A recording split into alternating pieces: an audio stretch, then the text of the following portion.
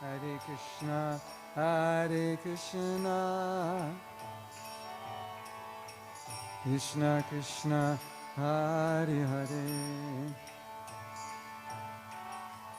Hare Rama, Hare Rama, Rama Rama, Hare Hare, Hare Krishna, Hare Krishna, Krishna Krishna, Hare Hare, Hare Rama, Hare Rama, Rama Rama, Hare Hare, Hare Krishna, Hare Krishna, Krishna Krishna, Hare Hare,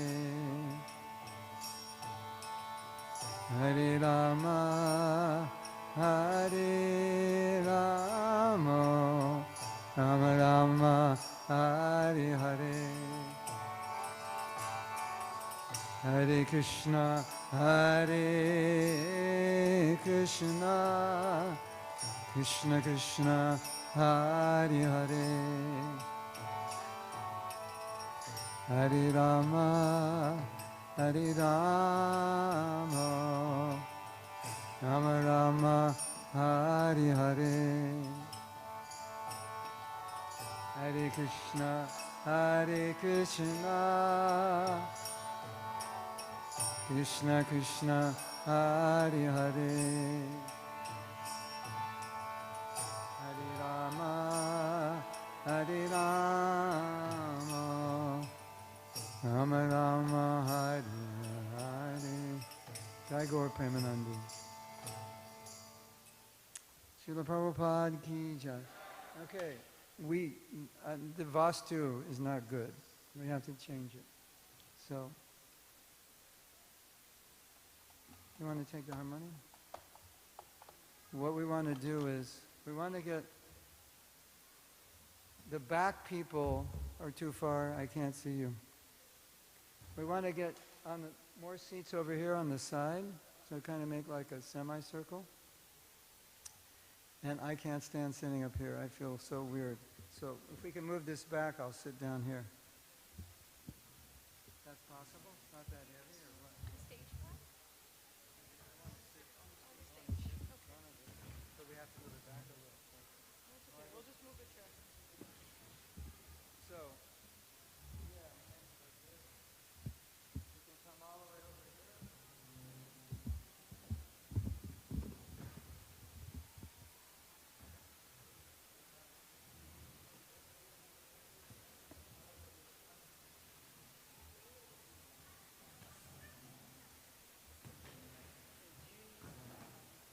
Which table would we need on the left side?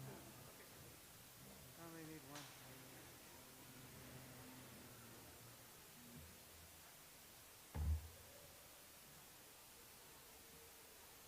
These both, that's for the harmonium, not for my computer. Ah, okay, much better. Hare Krishna.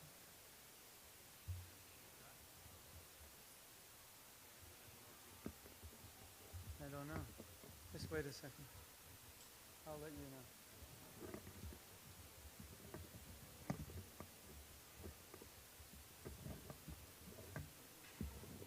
Yeah, in a second.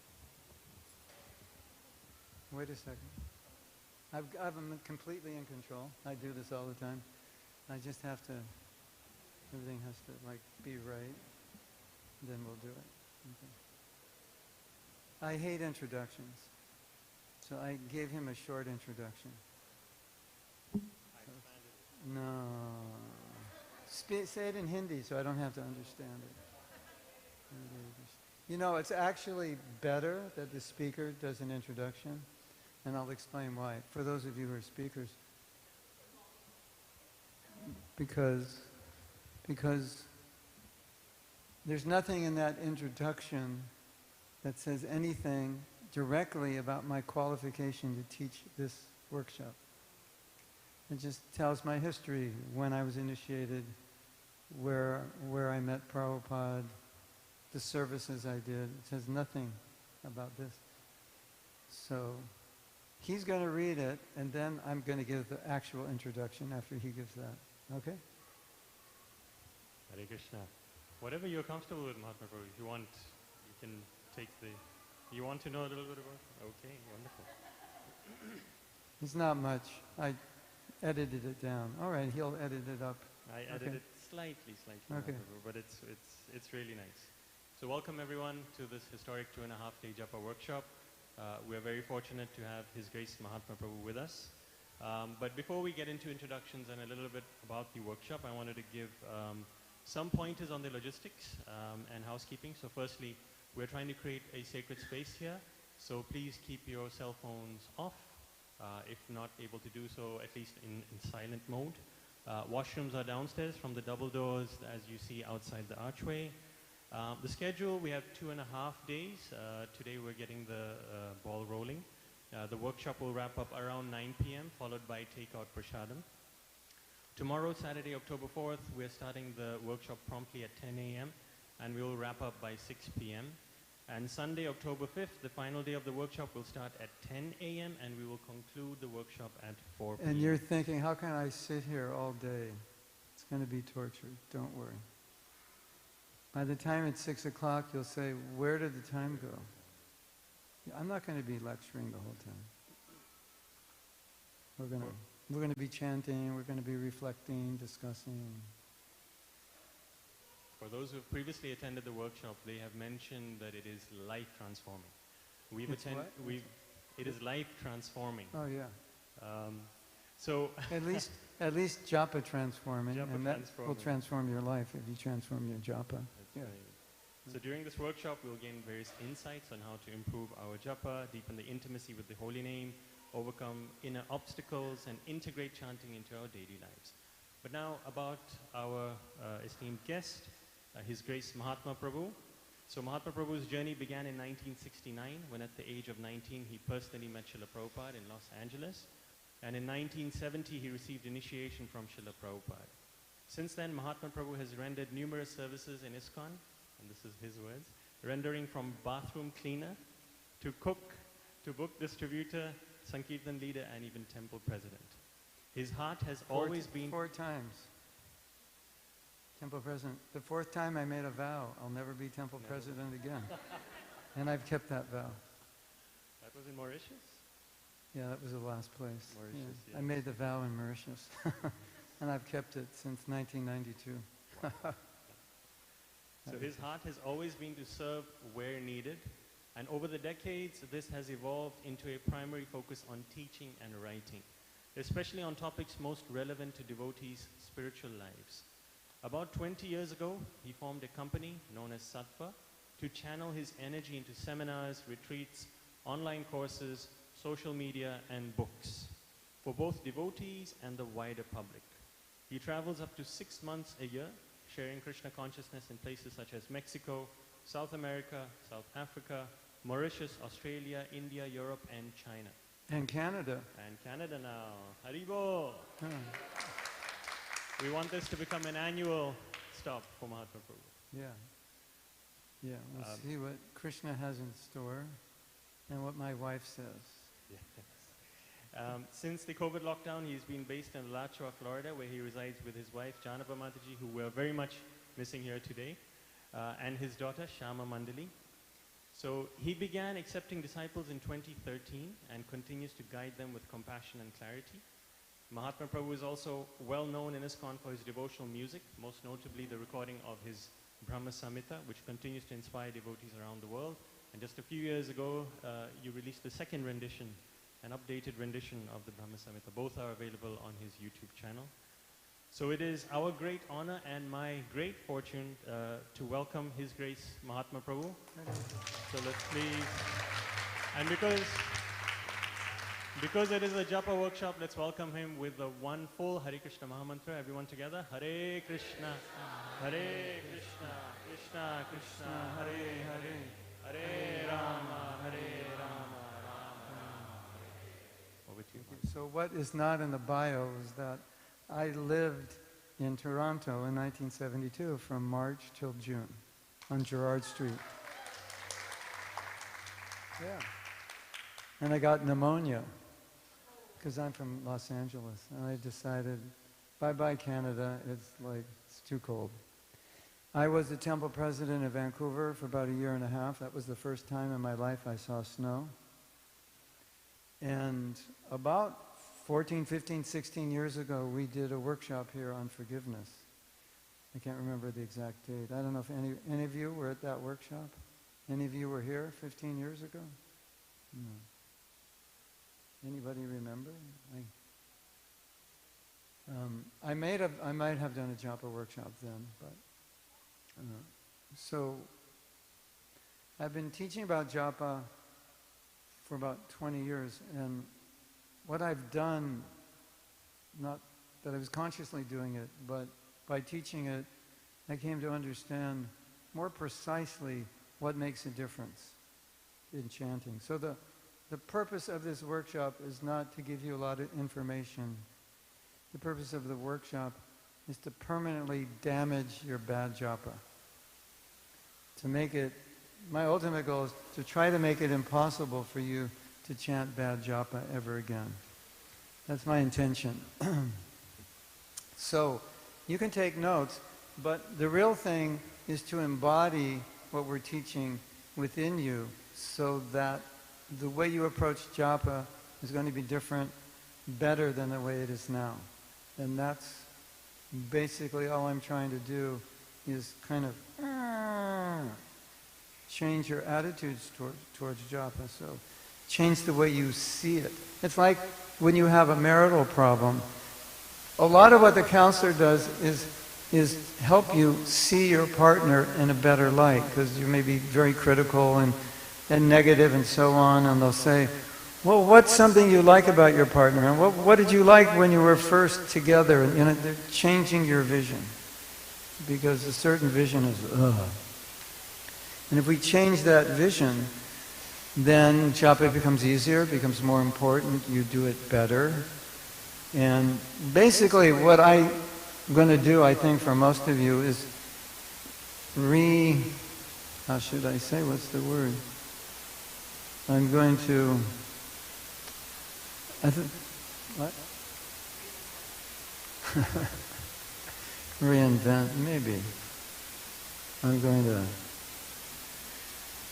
that also. I'm going to change the way you see it. Like I'm going to alter your vision of japa. It's like yeah, that's what I want to say. It sounds like I'm proud, and I am, but I'm not trying to be.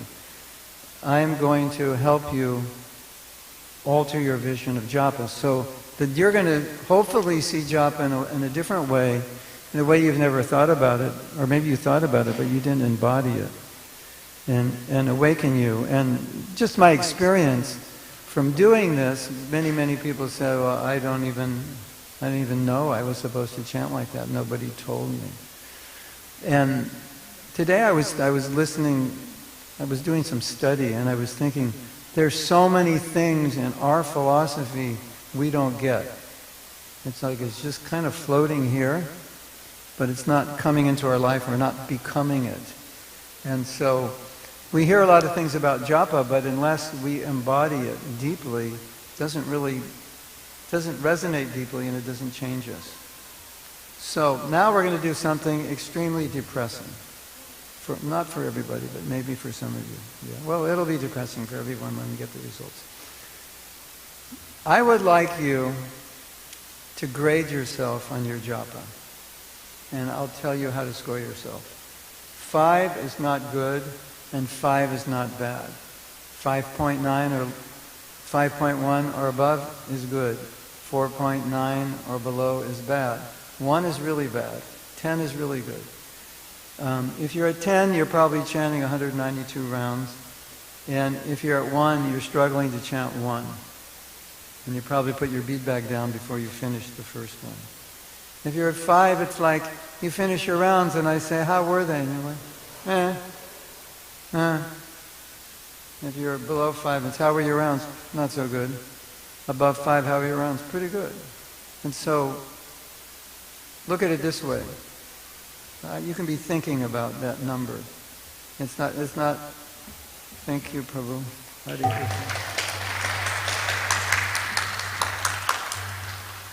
It's not, you're not going to have to tell anybody this number. I mean, you could if you want. You don't have to. It's just for you. So I'm going to keep talking a little bit so you can kind of understand. If I ask you, if the way you have been chanting your rounds, let's say the last 6 months, if you continue chanting like that every day, will that be good? Or bad? Or really bad? Or really good?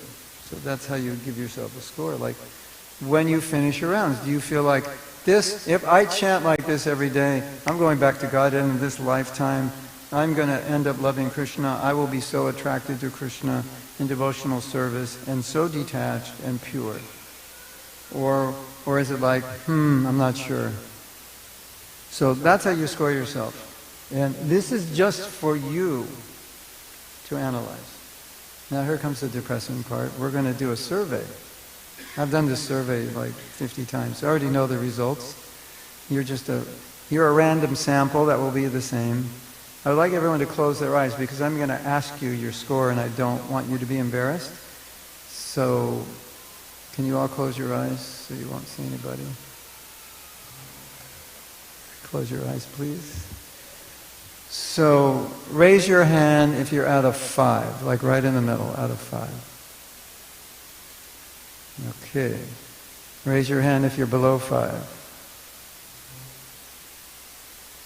Okay. Raise your hand if you're above 5. Okay. Very good. Thank you. Okay, you can open your eyes. So I have to do some math in my head. I would say we're at like, yeah, maybe 80% below 5 and then 12% at 5 and 10%, 8% above 5. So why I said this is depressing is because chanting Hare Krishna is the most important activity in our lives. It's the most important activity in this age. It's the most important activity in Kali Yuga. And it just shows how difficult it is to chant well, doesn't it? And this is, you're just on par with the average. The average devotee in the Hare Krishna movement, chanting is below average, below par. That's sad, isn't it? What does that mean? Does that mean, one thing it means is definitely is Kali Yuga, that it's not, it's not like we just sit down, 64 rounds, get up at 2 a.m. and then go to work at 10 o'clock. That's not what we do. It's a struggle. So, one thing that's really good to do is when you chant, every once in a while, just check in and ask yourself, what's my number? Because it should be 5.1. 5.1 isn't that great. It's just not bad. 5.1 is the first step of not being bad. But you really want to be about 6, which was, I say, is the beginning of good. Right? If it's worth doing something, it's worth doing it well. So this is really important. Okay, so you won't remain depressed forever, don't worry. We're going to change that number. We're going to work on changing the number. To change that number, we have to enter into more deeply what is chanting. What is it? And fundamentally, chanting is a prayer. And chanting is worship. So, this is really important. Because when you pray and you do puja, there is a consciousness with which you do it. When you go on the altar, you say prayers before you go on the altar. For those of you who don't do puja, at least in the temple, there are prayers we say to prepare ourselves to go on the altar. Because we're going in Krishna's room. That's not, you just don't go in Krishna's room. Just jump, Hari Bol, Krishna, you don't do that. You prepare yourself. when you go in the temple to pray, it's not the same consciousness you're in during the day, right? Prayer consciousness is different, right? Puja consciousness is different. Now I'm going to do something really funny, and you will get the point. Can I borrow someone's phone? Okay. Tell me what you think of this. Prabhu, can I call you back later because I'm busy? Yeah, I'm doing puja right now. It's hard to concentrate if I'm talking to you. I know it's important, but I think it would be better if we could talk later. What do you think?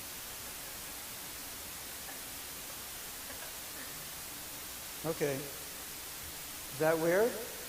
Have you ever seen anyone do that? Have you ever seen anyone do this? Oh, yeah. And you know, so many people who visit here, they come in the temple, and they're like this. They're really, really, they're in a different space when they come in, isn't it? Devotees come in, it's like, what time's prasadam, But people from outside, they come in, and they're I'm in the temple of God, right? Isn't it? And they're in a different consciousness. They walk out, whatever. What's the hockey score in the hockey game. But when they're in here, they're in a certain state, right? So now, you have probably seen this one. No, it's okay. They don't have to. Hare Krishna, Krishna Krishna, Hare Hare. Have you seen that one before? Hare Ram, Ram Ram, Hare Hare Krishna. We've never seen a pujari do that. We've never seen someone on the altar do it. And in fact, you don't do it in your home, I hope. I know most people don't do it, or 99% of the time when they're doing puja, they don't have their phone on except to play puja, right? Why? Because it's a certain consciousness you're in. And that consciousness is the consciousness of worship and the consciousness of prayer. If you just do these, if you just, when you chanted, did these two things, that's all you did, was go into prayer mode and pray and worship, your japa would go through the roof. If you could just do this, you don't have to come back tomorrow or the next day, because you've got it. If you could just embody this deeply, it would be impossible to chant bad japa. You couldn't possibly do it. And I'll give you an example. There are certain states of consciousness that you're in that make it impossible to be in negative states. Well, let me explain. We do a forgiveness workshop, and one of the exercises is your partner plays the role of the person you're trying to forgive, and then you're asked to appreciate them, say good things about them, which is difficult, because all you can think of is how this person has hurt me, and it could be for 5, 10, 20 years, 30 years. So people are reluctant to do it. I say, just do it, you'll see what happens. And so they look for something good, and they start speaking. And then I ask them, how did you feel? And they said, I felt different. And the basic thing is, you can't hate someone and appreciate them at the same time. Because the consciousness of appreciation does not allow for hatred. You can't hate and appreciate. If I said hate them, there's no room for appreciation. If I say appreciate them, there's no room for hatred. So in prayer consciousness, there's no room for distraction, spacing out. Because we don't do it when we're in the temple praying, and in worship consciousness, there's no room for spacing out distraction. When is there room for distraction? When we don't take the holy name as an object of worship, as an object of puja, and we don't take the holy name as prayer. Which is really interesting, and I'll explain why I think it's so interesting. Probably you've all heard Prabhupada say, chanting the holy name is like a child crying for its mother. How many of you have heard that before? It's like most of us. Prabhupada said, chanting is a prayer like a child crying for its mother, and then he said, It's in the form of Hare. Hare is like Radhe. Oh Radha. That's what Radhe means. Radha is her name. Radhe is O Radha. Hare, O Radha. It's a prayer, O Radha. So, Prabhupada has given the translation, O Radha, O Krishna, please engage me in your service. It's a prayer. I am serving everything other than you, and that's why I'm in the material world. And I want to purify myself, so I'm praying for you to give me the consciousness, the mood, the desire to serve you. It's a prayer. Yes? That's what we're doing. We're praying. Okay. We're praying. We're worshiping. Okay. How are we worshiping the holy name? This is really interesting. I just want you to embody this. Somehow you got to get this into your body so deeply that you won't know how to chant bad japa. It'll be impossible. That's the goal. Like, Prabhu, when was the last time you chanted bad japa? Oh, I think it was back in 2025, and now we're in like 2080. I don't know, I can't remember. What is bad japa? Remind me. Yeah. Okay. Listen to this idea. It is really interesting. I was on a japa walk in Vrindavan like 6 years ago. And as I was walking, I was thinking, oh, this is interesting. I always would think when I chant japa, I'm walking with Krishna. Like we're going on a japa walk. I calculated I've taken in my life close to 15,000 japa walks with Krishna. I haven't taken that many walks with anybody. 15,000 with Krishna. So I was chanting, I was thinking, oh, Krishna is his name. Krishna is a sound incarnation. Oh, I have a deity of Krishna walking with me, the Shabda, the sound incarnation, the form of the holy name. He's walking with me. So, and everyone else walking with me has their own deity. So when you say Hare Krishna, you just made a deity out of sound. And if we're all sitting here chanting Hare Krishna, we all have our own Radha and Krishna, right? It's not, your Radha and Krishna is not mine, that's yours, the one you're making. In fact, Prabhupada said, when you chant, why are you playing my recording? You should be hearing yourself, not me. Because you should be focused on the Krishna that you're calling, that you're making. And someone's chanting loudly. He said, no, you have to hear yourself. You know, when someone chants loudly, you hear them. You know, you have to hear yourself. Loud chanters can go outside. So, we're creating a deity when we're chanting. Krishna's there. Isn't that amazing? You have your own deity, right? Wow. You can all say, wow. I have my own deity when I chant. That deity is appearing to me. That's why, if that deity is appearing to you, what are you supposed to do now? Check your phone?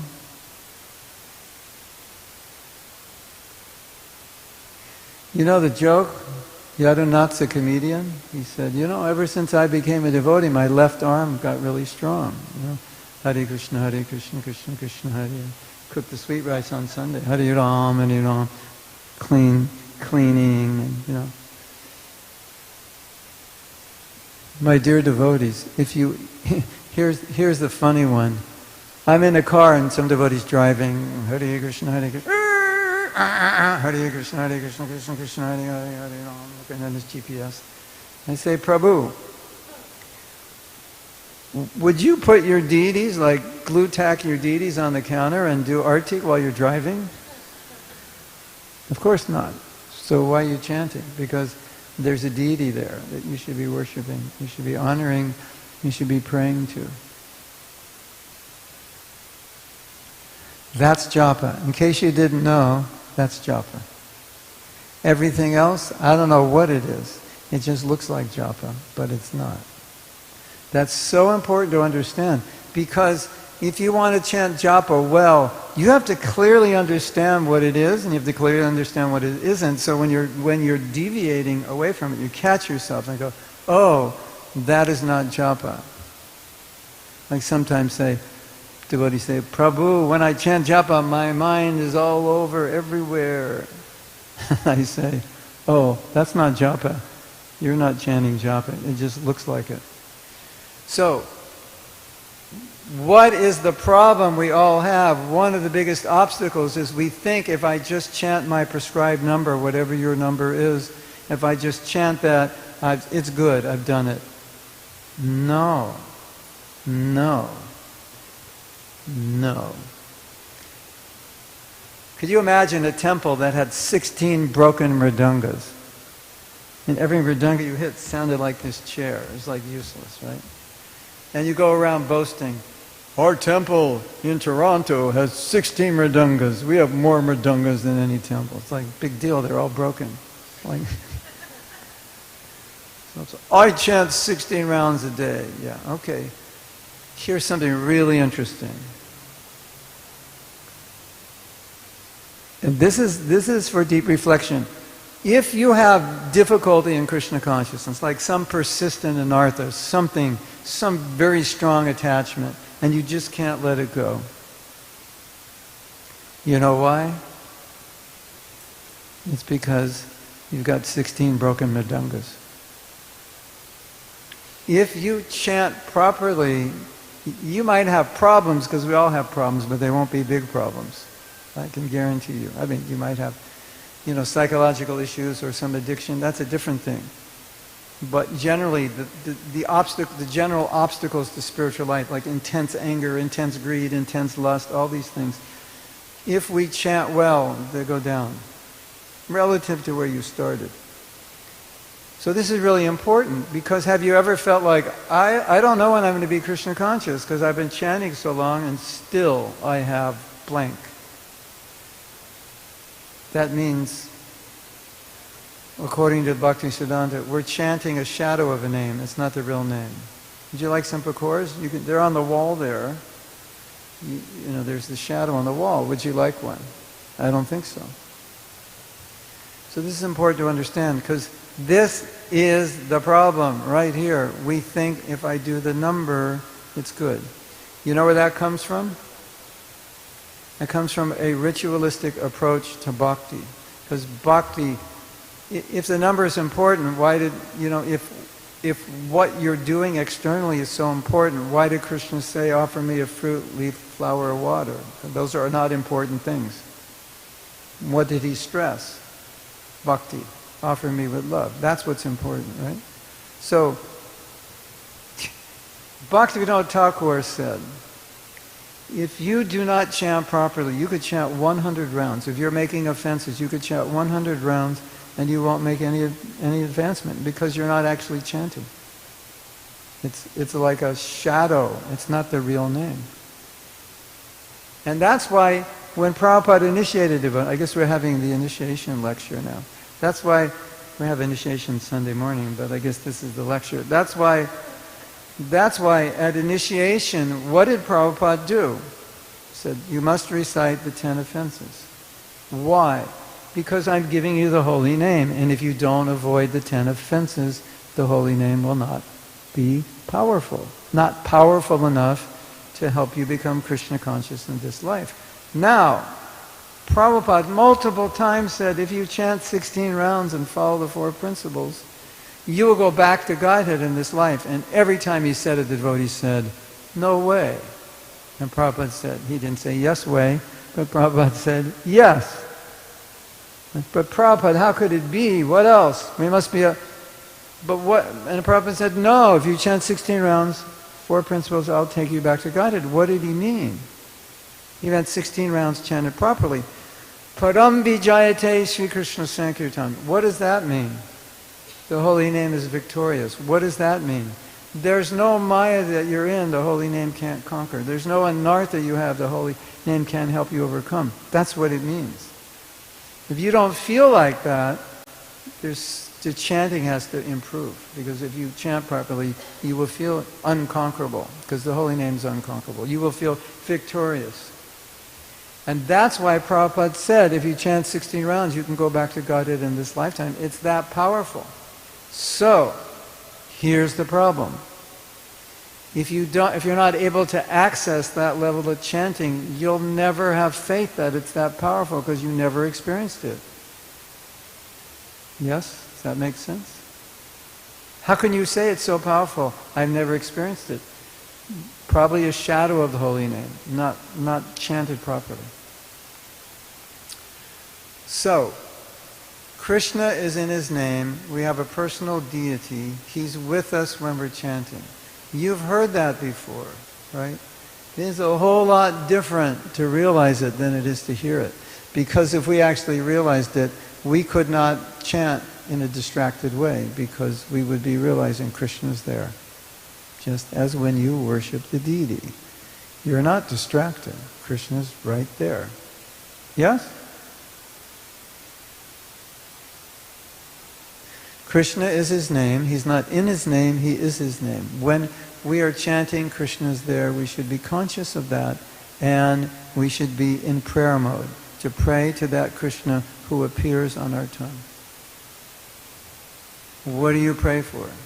Anything you want, as long as it's not material. To pray for something material is an offense to the holy name. You want to pray. What do you want to pray for? What should we pray for? What's in your heart? What do you need? I think it's when I'm chanting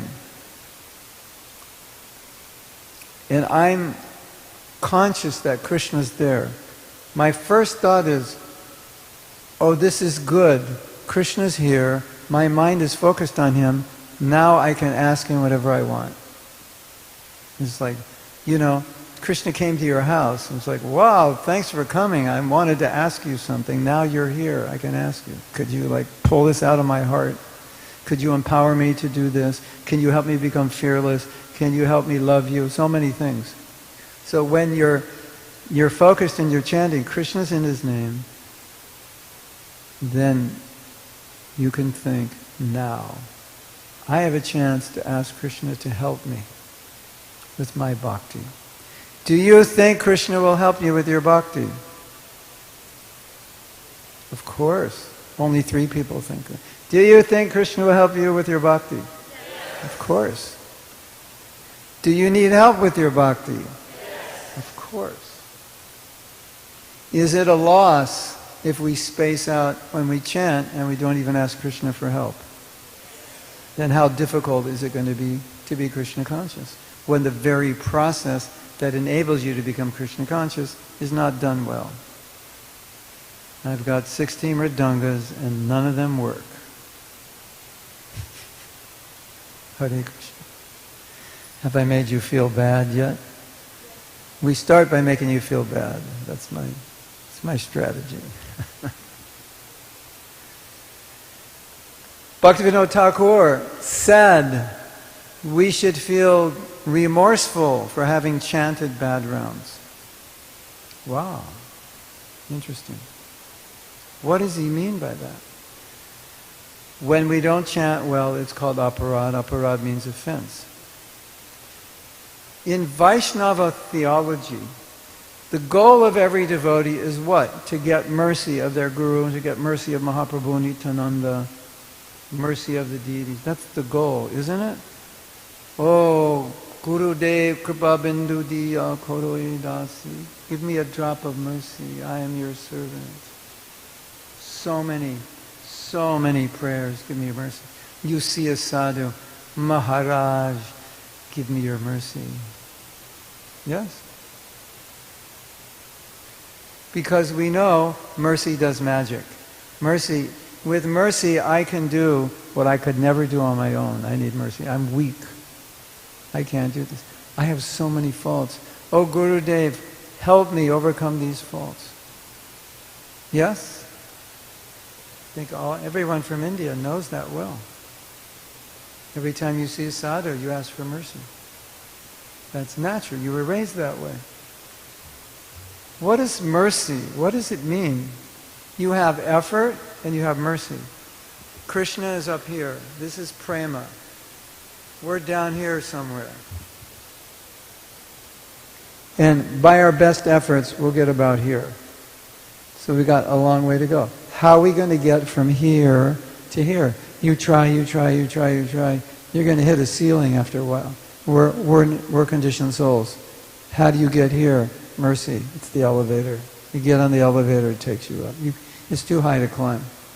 The mercy is coming from the sadhus. The mercy is coming from the holy name. It's coming from the deity. It's coming from the Dham. What is aparad? Aparad is cutting off the mercy. So I'm down here, the mercy's here. I make a fence, I'm stuck here. I can't go beyond that ceiling. And if I make a big aparad to Vaishnava, I go down. I go down into the basement. I won't even stay in the same place.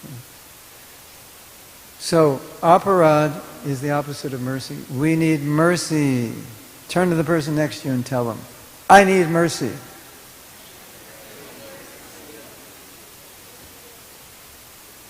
Turn to the person next to you and tell them, you need mercy. Yeah. Yes. There is so much mercy coming from the holy name. It's a disaster if we're chanting some shadow of a name and we're not getting the mercy. And we're spending hours a day chanting and we just think, oh, if I chant 16 rounds, bingo, jackpot. It's a very ritualistic approach to the holy name, don't you think? That's religion. Bhakti is not religion. That form of religion is, you do the ritual, then it's bingo. You get results. You go to the church, temple, mosque, do your thing, do it right, offer it right, bingo, benefit. Bhakti is not like that. You don't purchase Krishna with a ritual. You purchase Krishna with devotion. So if you think, I will chant 16 rounds more or less without real focus and devotion and worship and consciousness that Krishna is there and prayer and all that we're talking about, and I will make advancement, no. It just becomes a ritual. And we all know Krishna wants our bhakti. That's what he wants. That's what he cares about. He doesn't care about how many rounds you chant. One time, a devotee, a foolish devotee who was a former disciple of Prabhupada, went to Radha Kund and they told him in Radha Kund, you have to chant 64 rounds, otherwise you can't be Krishna conscious. And he wrote a letter to Prabhupada and said, my dear Srila Prabhupada, you have to chant 64 rounds a day or otherwise you can't be Krishna conscious. And Prabhupada said, you cannot force Krishna to give you love. It's not like that. By a certain number or ritual. It's not a bingo process. You know, if I just chant enough, it's like I'm playing the slot machines, I'm bound to win. It's not like that. So Krishna says, Patra pushpam palam toyam, leaf, flower, fruit, or water. So, I say leaf, flower, fruit, or water, and nama. Also, offer me the name. It's the same thing. Why stop with those four things? That's just an idea. You don't have any money, you can offer these four. It doesn't stop there. Offer him a temple. Offer him your house. Offer him so many things. Offer him clothes. Whatever you want. But offer him a name. So if you put the name in that verse, then it makes sense, right? Offer me the name. How do you offer the name? Bhaktuparitam. Saturated with love. If we are meant to offer Krishna a leaf, fruit, flower, water, or anything with love, why would it stop when you chant? Just because you have a number. How was the arti today, Prabhu? I did the circles really well. Counted them exactly, did it in the exact time, stood in the right way, rang the bell in the right way, did the water in my hand, the achman. It was a grand success. Did you think of Krishna? No, I was thinking how everyone was looking at me and thinking how cool I am. The way I do the fan, that is so cool. And Krishna's looking at you and go, give me a break. I don't want your flamboyancy. I don't want your showiness. I want your devotion. That's all. You know, Krishna is composed of love. That's what he's made of, and that's all he wants. And, you know, Krishna loves us even if we don't love him, because he doesn't know how not to love us. But he really wants us to love him back. And this is so important to understand. Why are we chanting? Well, we're chanting so we can love Krishna back. He likes to hear his name. But more importantly, it's because it awakens love, and that's what he wants. He's like, why do you go to school? Your father wants you to get an MBA so you can run his business. Why does Krishna want you to chant Hare Krishna? So you can love him and go back to Godhead. So you can get through the gates, because you can't get it if you don't have love. So, and why does he want your love? Because that's what he is. He's just love. That's what he wants. He thrives on it. That's who he is. Rasa by sa. That's Krishna. Love. He exists with love, right? It's really important to remember. This is all Krishna wants. If all Krishna wants is love, he doesn't want your 16 schnick-schnicks, wom-woms. He doesn't want your 16 distracted mantras with no fear. Sometimes devotees say, Prabhu ji, when I chant, I don't feel anything. Not good. The Krishna, the Supreme Personality of Godhead, has appeared on your tongue and you don't feel anything? I don't think he's appeared. Think about it. How could you not feel anything if Krishna appears? That would be like impossible, wouldn't it? Yeah, if you told me, Prabhu, I had a dream last night of Krishna. How was it? And you said, I didn't feel anything. You think like, huh? You had a dream? Are you sure that was Krishna? Oh yeah, that was Krishna. You didn't feel anything? You ever had a dream of Krishna or Prabhupada or your guru? You feel something, don't you? It's like, wow. You wake up like blissful. So, if Krishna is in his name and I feel nothing, he is in his name as a tattva. That doesn't mean you have any appreciation of it. The deity, Krishna is the deity. You may not see that. It doesn't mean he's not there. It doesn't mean Krishna is not in his name because we don't experience it. Right? Does that make sense? Yeah. So, if we're chanting and we're not feeling, that means we're not chanting properly. Because if we chant properly, you will feel. But another point is, you have to put feeling into it. So if you say, I don't feel anything, hello, Prabhu. You ever think about putting feeling into it because you don't feel anything? I mean, you know, it's kind of a self-disclosure to say, when I chant, I don't feel anything. That means I don't put any feeling into it. I'm just chanting to get it done. How come you're chanting? I made a vow. It's like, you know, those marriages where the husband and wife don't talk to one another. They haven't, you know, they tell their kids, tell your mother I'm hungry. You know? It's like, so, you know, congratulations, you didn't get divorced. So it's something like that. It's like, congratulations, you chanted 16 bad rounds your whole life. I mean, I think that's admirable that you kept your vow. You just didn't get the benefit of chanting. You got the benefit of keeping your vow. So here's my little joke. You know why you're at this Japa retreat? Because last life you went to a Japa retreat and you didn't apply it. So you had to come back. So now, whatever I'm saying, just get it deeply inside of you. I'm only describing to you what all the acharyas have described, what all my God brothers experience when they chant, when anyone who's been around, who's elevated their chanting understands. And the problem I think we're all aware of is that when you do kirtan, there's so much emotion in kirtan and there's so much support from the audience that it's just so beautiful, right? You don't have to do anything. It's there. You feel ecstatic, you want to dance. It's a social environment. And then so many devotees will say, I love kirtan, but I don't like japa. Have you heard that one before? I love kirtan, but I don't like japa. Yeah. Of course, my sarcastic joke is, Prabhuji, it's the same mantra in case you didn't notice. Right? The thing is, it takes effort in japa because it's much easier to space out when you chant japa, isn't it? Because we don't realize Krishna's in His name. We have to make an effort to realize it, to open our heart. We have to be conscious. We have to be trying to do all these things. And then He reciprocates. But in Kirtan, it's just like, it's so easy to open up.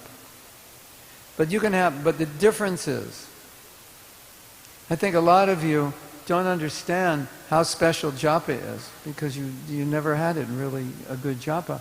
But what Japa is, it's personal and private. So you're in the Kirtan, it's all ecstatic, and Krishna goes, "Shh, you want to go up to my room and talk?" What would you say? "No, I like the Kirtan, it's nice." No, he's like, "Wow, that's different. We can go alone and talk." So every morning you can be with Krishna. If you focus, if you remind yourself, "Krishna, you're in your name. I want to approach you in your name. I want to honor you in your name." If you remind yourself, and you go into prayer mode, and you stay in that consciousness, and when you get out of it, you go back into it, you remind yourself, you'll have amazing experiences. Guaranteed. Amazing. Just one-on-one. Okay. I'm not finished with you yet. I still have to harass you a little more. This is all foundational to what we're going to be doing this weekend. But, tomorrow morning you have homework.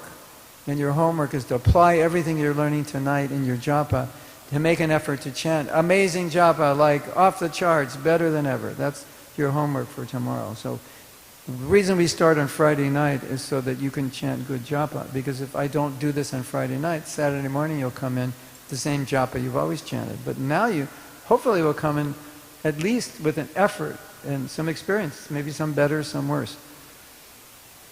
And I just want to make a disclaimer.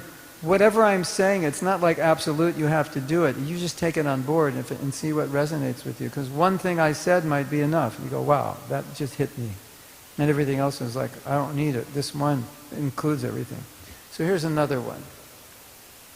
We've got Krishna's in His name, and I believe, oh, this is really interesting. Bhaktivinoda Thakur said, if there's an offense called inattention, which basically means lethargy, distraction, and apathy. You know, should we demonstrate inattention? You've seen it before. I like to act.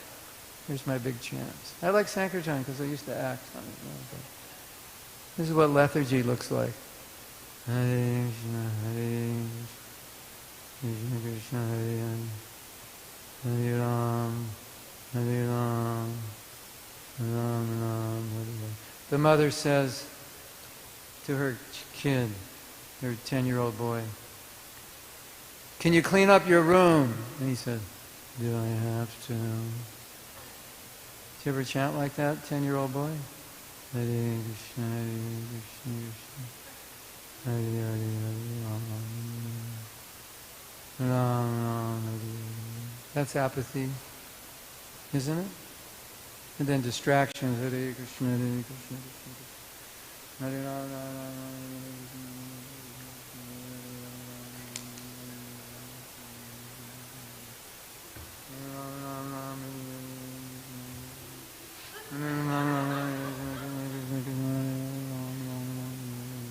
Of course, you get out your phone.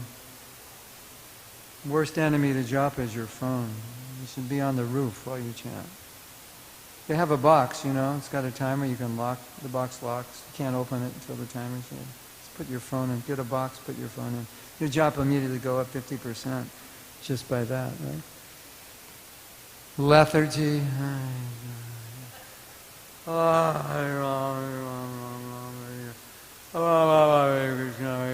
Prasadam. Yeah. Lethargy, apathy, and distraction. So, Bhaktivinoda Thakur said this is called inattention. And this inattention is the cause of all the other offenses. Wow. When I first heard that, I said, how is that? And then I realized, if Krishna's in His name, and you're conscious that Krishna is in his name, how could you be inattentive?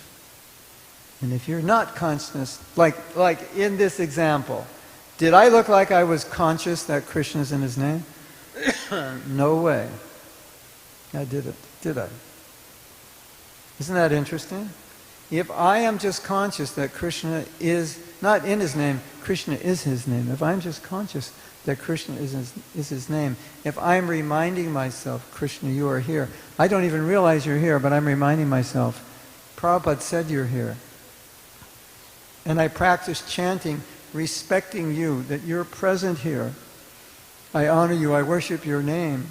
I pray to you in your name. I just keep reminding myself. You know what happens after a while?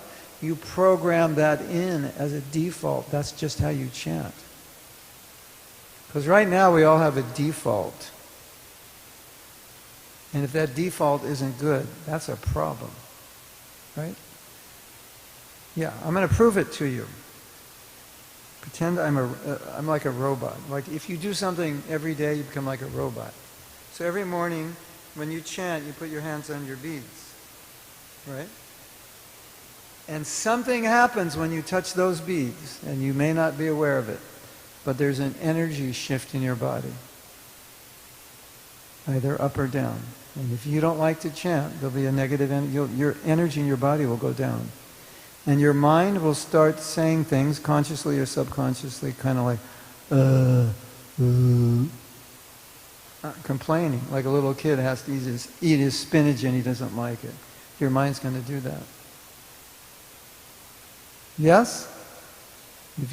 One time I was chanting and my rounds were so bad the day before, I put my hand in my bead and it's like, oh no, I don't want to do that again. It's like, oh no, I have to go through this. I have to control my mind for 2 hours. Oh no, this is horrible. Why would you want to do that to yourself? That's what happens when you impregnate bad japa. You get it so in your system, you don't even know how to chant good japa anymore. So you just put your hand in your bag, you know, looking at your watch. When's it over? When's it going to be over? You know, it's like, and Krishna's like, thanks a lot. You don't like me? You don't like hanging with me? Like your mind is like, when's it going to be over? When can I get back on my TikTok? You know, and eat a sweet bowl. You know. Yes. Imagine Krishna was with you. It's like, what's wrong with you? Like, what did I ever do to hurt you? You know, what's wrong with my name? We make this mistake. Krishna is there in his name. He's a person. We think japa is a process. It's not a person. Japa is a relationship. It's you chanting the name of God. Krishna's there, you're there. When two people are together, it's a relationship. What is that relationship based on? Your affection, your love, all these things. When we forget that, then we look at our watch. How many more rounds do I have? When's it going to be over? What's for breakfast? What do I have to do today? You ever think about what you have to do today? Okay, ladies, you're going to get this one because you have so much experience of this. You're talking to your husband and he's not listening. Yes or yes? You ever had that experience? Yes, many times, right? I know because I'm the husband and I do it. Yeah. Less now than when I was younger. How does it feel? Feel like you're being ignored. Okay. Now, we're chanting Hare Krishna and ignoring Krishna. How does he feel? We think, oh, he's dancing with the gopis, he doesn't feel anything. No, he does. Krishna's there, you're calling him, and then you're turning your back on him. If you are sensitive enough to appreciate that Krishna has feelings, and you're calling him, and there's a relationship, that's going to make a huge difference. Otherwise, if you go back to, this is just a process, then process is just get it done. Right? That's all you have to do. It's just a process. And bingo. So remember this. If anyone asks you, what did you learn tonight in the class? You said, japa is not bingo. That's what you learn. Japa is not a bingo. It's a patra pushpam palam toyam nama. It's offering the name with love. It's a relationship. It's a person that I'm connecting with. And it's so beautiful when you're conscious of that. It's amazing. It's a completely different experience.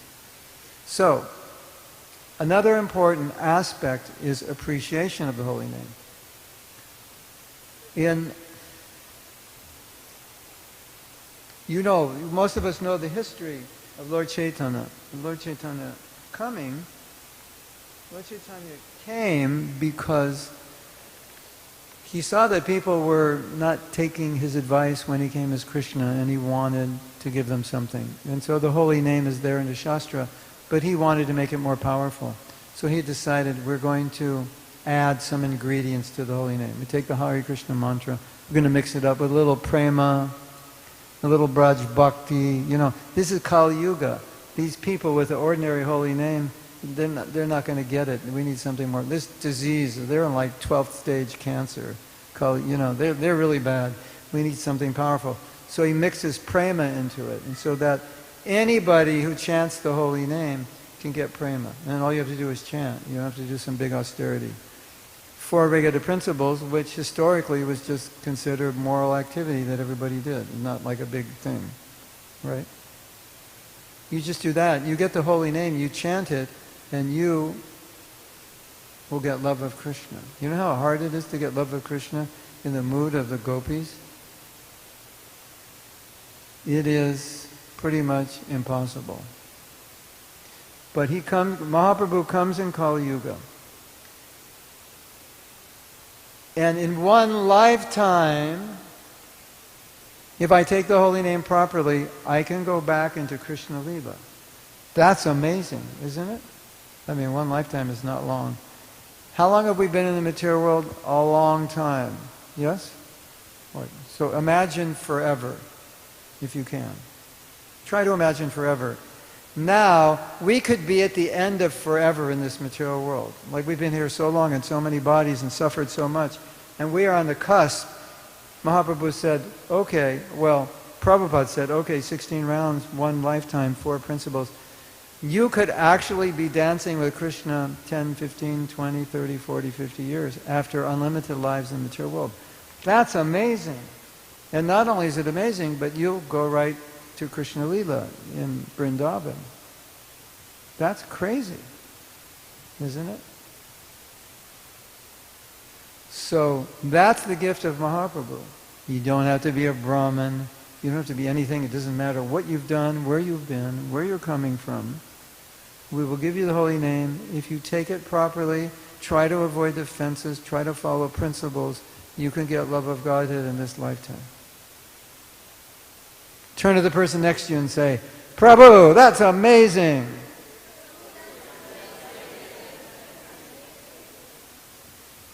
So, I have a story. It's a beautiful story. Would you like to hear it? Some of you know I had an operation exactly like 12 months and 1 week ago. This was, on October 5th I got out of rehab. So it's like my anniversary of after the operation. I had a heart surgery. And I had some lung difficulty. I think my lungs got infected. Well, it's difficult to breathe after a bypass surgery. But then I got a lung infection, which just prolonged it. And it was really hard. I couldn't chant a mantra. Hare Krishna, Hare Krishna. That was like it. It was all the breath I had. What to speak of having no energy. So I didn't chant for a while. I just thought, if I try to chant, it'll take 8 hours to chant 3 rounds or something. Really. It took me 40 minutes to chant Gayatri the day after the operation, because I had no energy in my mind to even control it. So I didn't chant for a while.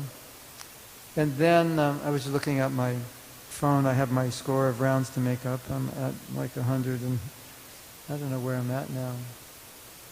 120 or 5 or something. I have more to make up. But anyway, when I started chanting, because I hadn't chanted for a while, and it was the first time in my life I ever didn't chant. Well, once or twice I missed 16, but I made it up the next day. So we could basically say I've never missed in my life. This was the first time, and it was like weeks. So when I began chanting, I was chanting really bad rounds. I was doing everything that I'm telling you not to do. I was like classic bad japa. And I'm like here I am, Japa man himself, Japa man incarnate, and I'm doing all this bad japa. But I was so out of practice, and it was hard. It was hard. I didn't have a lot of energy. If I could get through one mantra in one breath, I'd be like, yes, amazing. You know? Hare Krishna, Hare Krishna, Krishna Hare Hare, Hare Krishna, Hare, like that. And I was ecstatic chanting bad rounds. So I have to explain, how did that happen? This is amazing. You know how it happened? Because it was so long I went without chanting, and the first time in my life I ever did that, I was just so happy that I could chant, even if they were bad. And so what it was showing me the power of appreciation, because actually I was chanting and I was relishing bad japa. And I made a video. I don't know if it's out yet. I made a video called Relishing Bad Japa. Because I was so appreciative that I had the holy name, that even though I wasn't chanting well, it was sweet. Isn't that interesting? Yeah. So, appreciation. Krishna, you've given me this gift. It's Kali Yuga.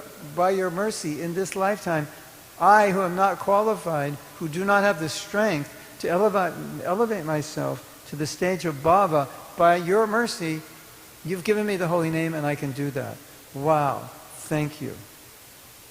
So, this is what I recommend. Tomorrow morning, I would like you to meditate on how fortunate you are to have the holy name. There's a lot of people in this city. How many? 6 million? Anybody know? Only 2.5? No, there has to be more than 2.5, because when I came back on the freeway, the 2.5 million were on the freeway.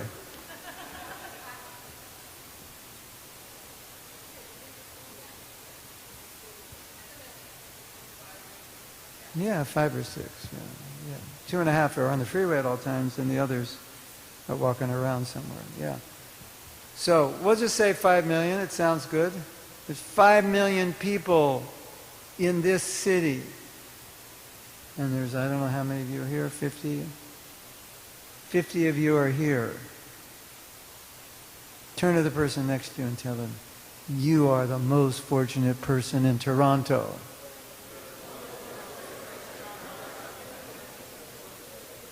You have the holy name. So this is what I recommend. Before you chant,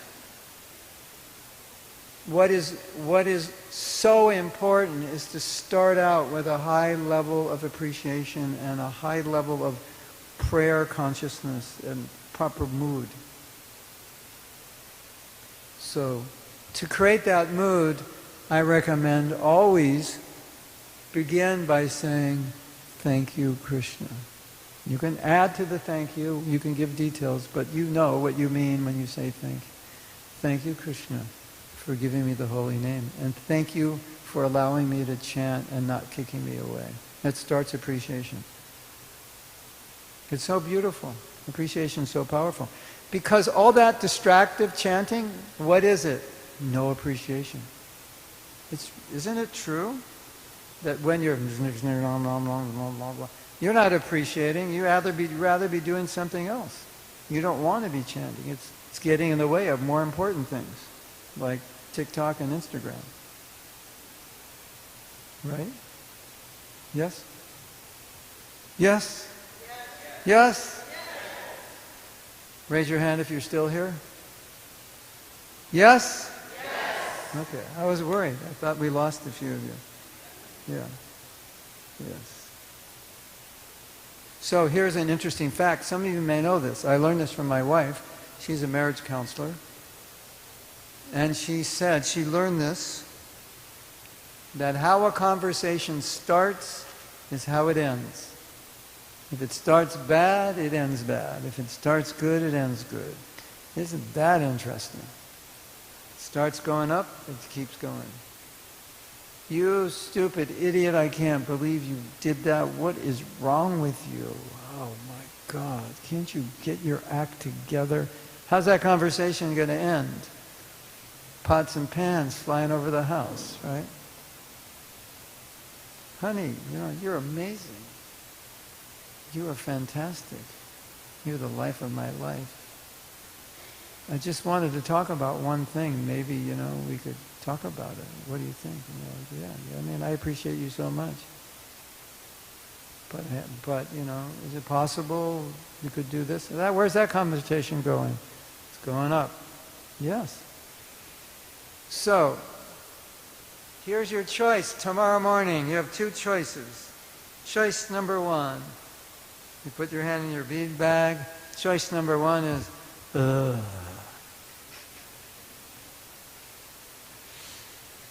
Out loud or subtly or in some way, it's or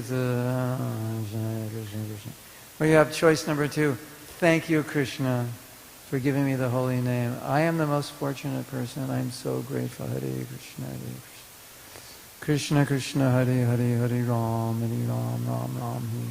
Thank you for personally coming to me in your holy name. Thank you for sitting with me. Thank you for allowing me to ask you for help. Thank you for allowing me to pray. That's how it has to start. And if it starts that way, it's going to be good. And I can't guarantee you it's going to stay that way, but if it goes bzzz, it comes down, just stop and start it again. So that was a mouthful. And do you want to take a break now, or do we go till 9? Just like, you need to stand up? Yeah. So why don't you stand up? Buy all my books while you're standing up. I have 2 Japa affirmation books, and yeah. At least you should get these 2. I wrote number 2 10 years after I wrote number 1. I didn't know there would be a number 2. Number 2 is, like, number 1 is really good, but I think number 2 is off the charts. It's hard to say that and be humble, right? But I'm just trying to be honest. Yeah, we have a book on self-care, we have a book on marriage, and we have 2 books on living the wisdom of bhakti. Of course, they'll be here all weekend. So let's meet back at, we can take a break for 12 minutes and we'll meet back at 8 o'clock. Yeah, we'll continue at 8 o'clock. Hare Krishna. Thank you very much.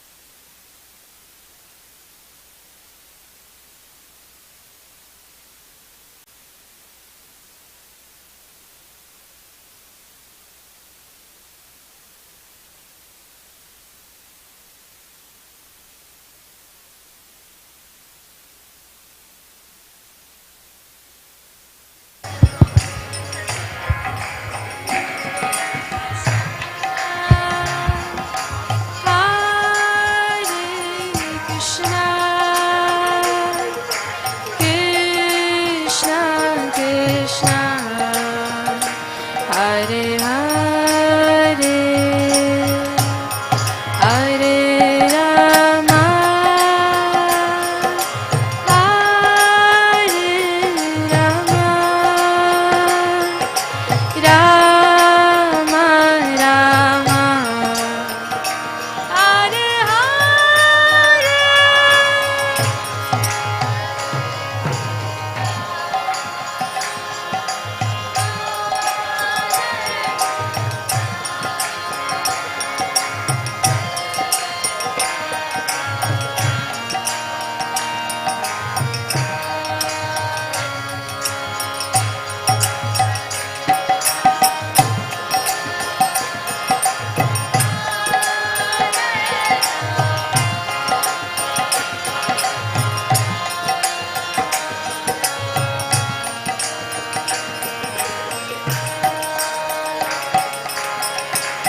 Hare Krishna, Hare Krishna, Krishna Krishna, Hare Hare, Hare Rama, Hare Rama, Rama Rama, Hare Hare.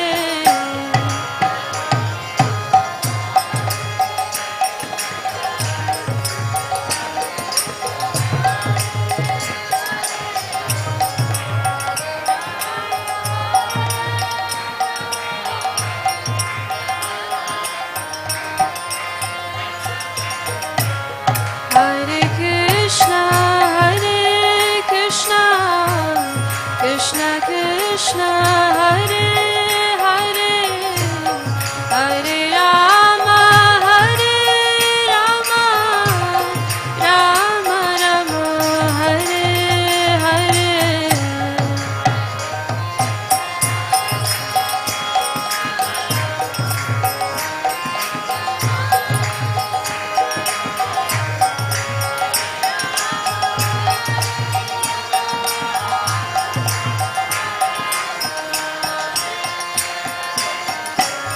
Hare Krishna, Hare Krishna, Krishna Krishna, Hare Hare, Hare Rama, Hare Rama, Rama Rama, Hare Hare.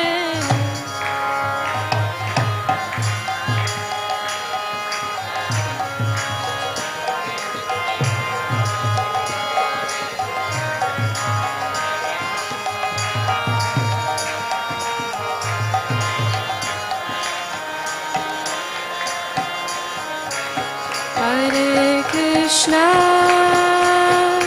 Hare Krishna, Krishna Krishna, Hare Hare, Hare Rama, Hare Rama, Rama Rama, Hare Hare.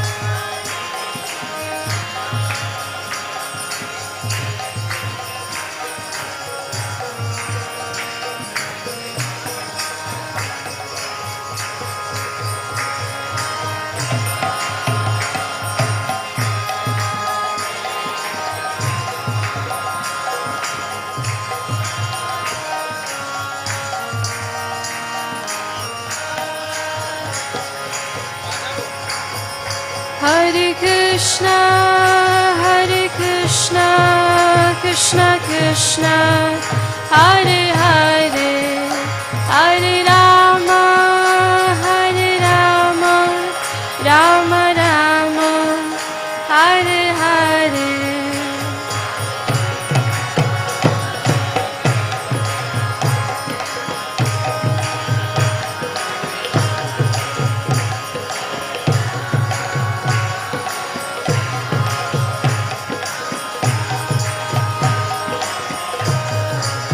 Hare Krishna,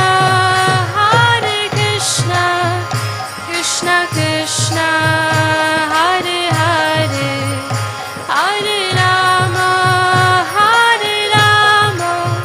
Rama Rama, Hare Hare.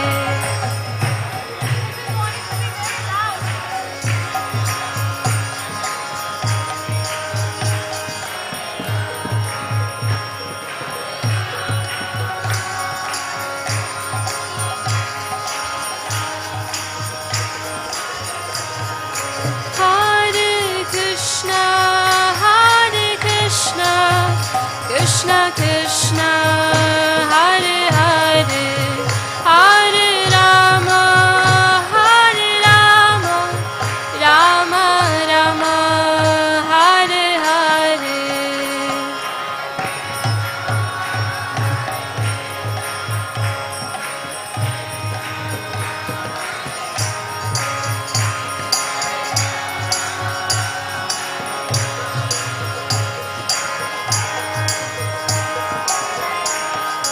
Hare Krishna, Krishna Krishna, Hare Hare, Hare Rama,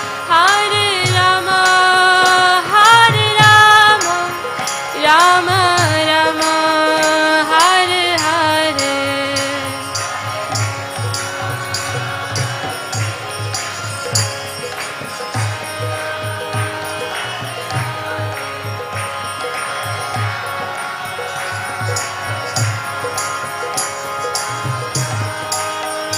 Hare Krishna,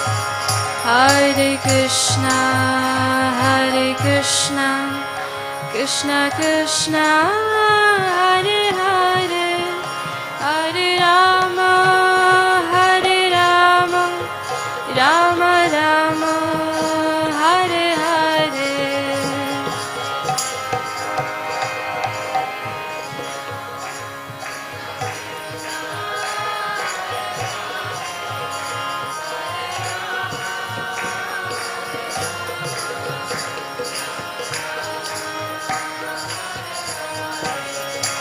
Hare Krishna, Krishna Krishna, Hare Hare, Hare Rama,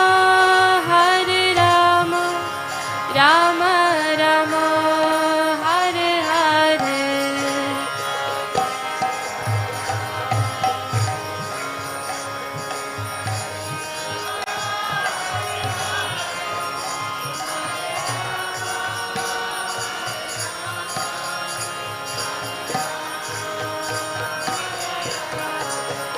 Hare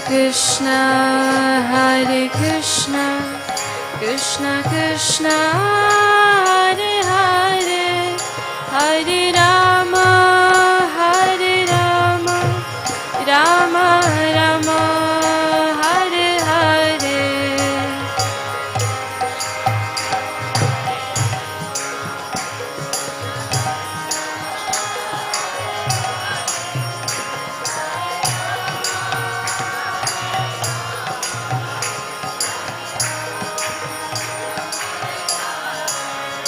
Hare Krishna, Krishna Krishna, Hare Hare, Hare Rama, Rama Rama, Hare Hare.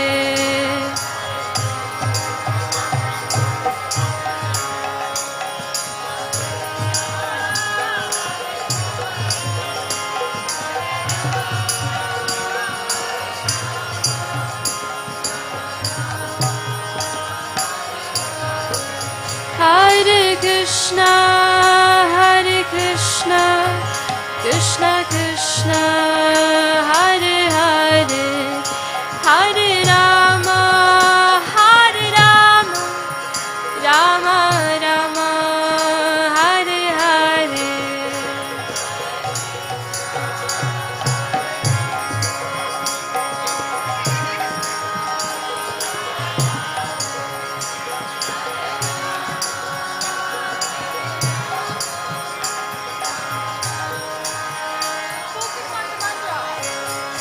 Hare Krishna, Hare Krishna, Krishna Krishna, Hare Hare, Hare Rama, Hare Rama, Rama Rama, Hare Hare.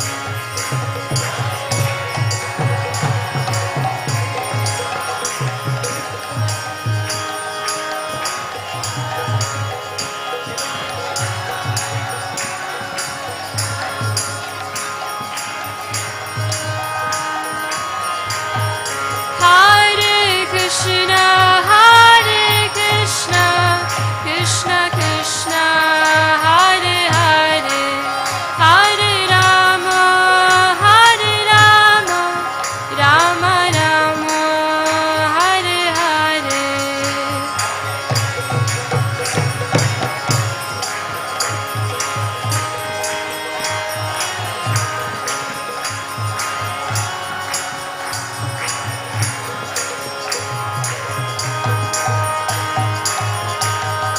Hare Krishna, Hare Krishna, Krishna Krishna, Hare Hare, Hare Rama, Hare Rama, Rama Rama, Hare Hare.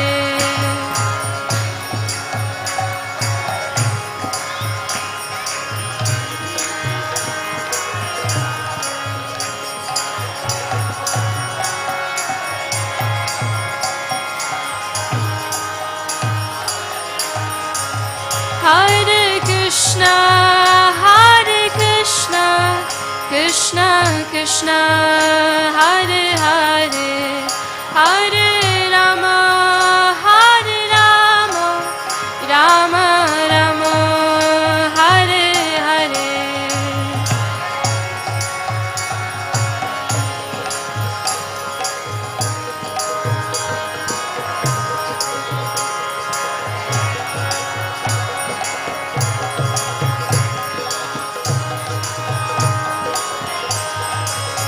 Hare Krishna, Hare Krishna, Krishna Krishna, Hare Hare, Hare Rama, Hare Rama, Rama Rama, Hare Hare.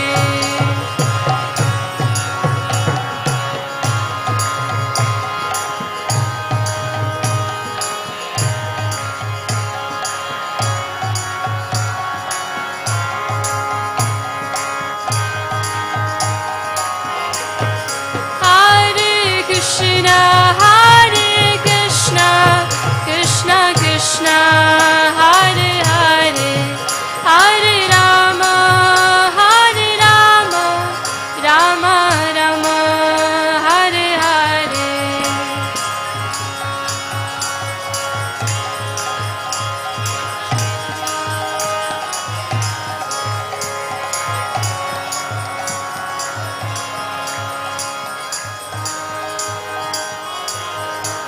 Hare Krishna, Hare Krishna, Krishna Krishna, Hare Hare, Hare Rama, Hare Rama, Rama Rama, Hare Hare.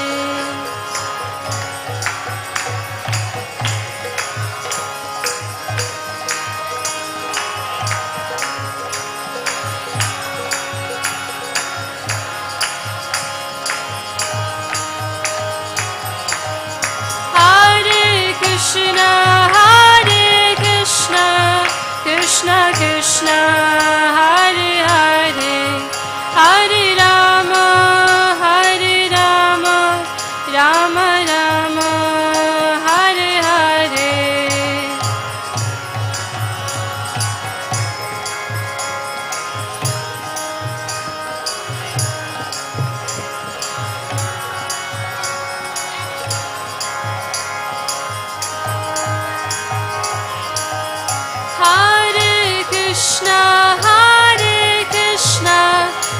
Krishna Krishna Hare Hare Hare Rama Hare Rama Rama Rama Hare Hare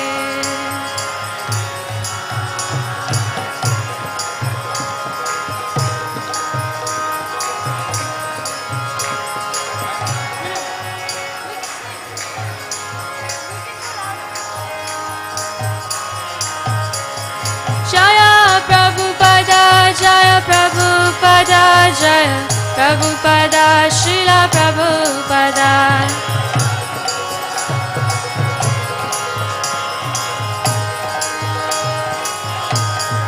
Jaya Prabhupada Jaya Prabhupada Prabhupada Srila Prabhupada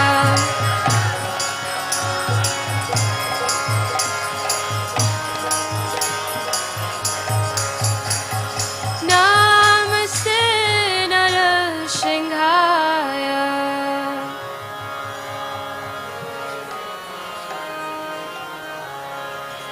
Prahlad Daine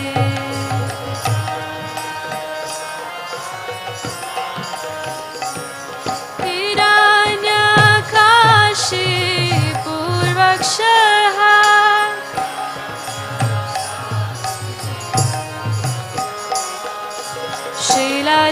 Shilatangkana Kalae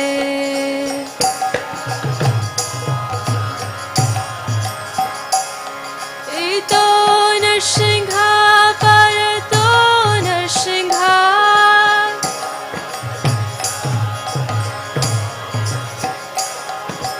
Yato Yato Yami Tato Narsingha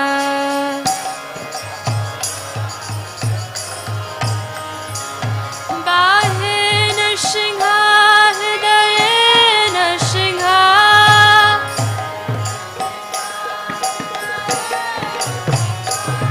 Bahe Narsingha Hridaye Narsingha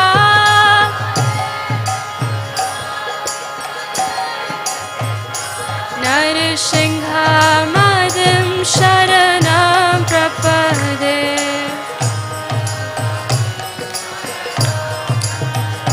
Narsingha Madhim Sharanam Prapade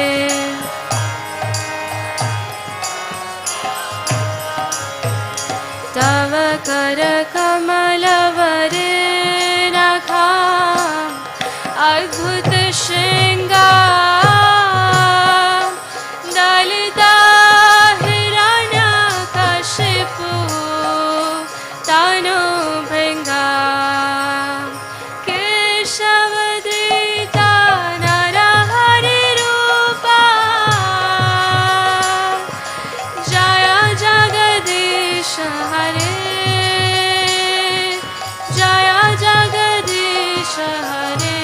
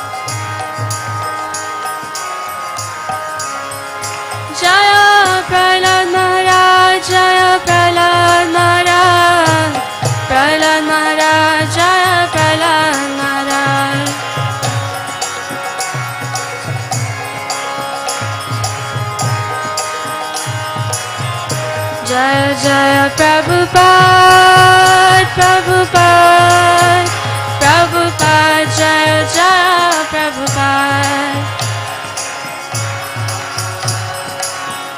Prabhupada.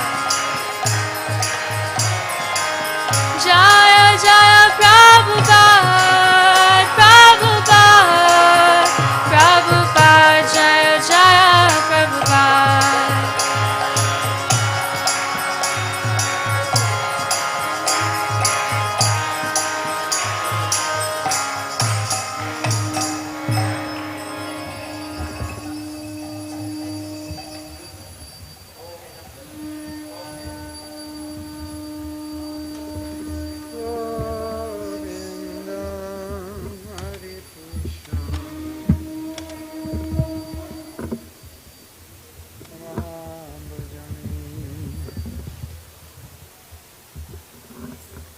Om Agyanatimirandasya Gyananjana Shaglakaya Chakshuromeditam Jena Tasmai Shigurave Namaha Sri Chaitanamanopistam Shnapitam Yena Bhutare Shaimrupakadamayam Dharati Shapadantikam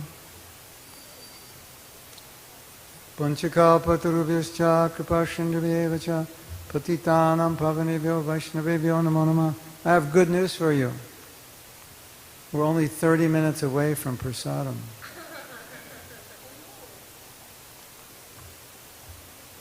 Of course, if you don't want to eat, you can just stay here and chant. Okay, so everyone please come back. I have important information that is going to make your morning tomorrow special.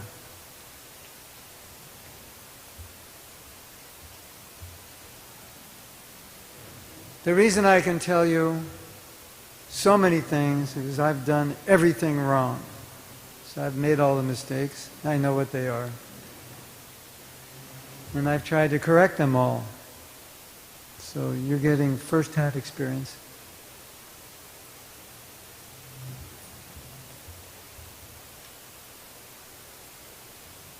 So we had mentioned that tomorrow morning we want to have a fantastic morning with Japa. So we told you some things you can do before you start. You remember how you start? Is how it ends. Up or down, right?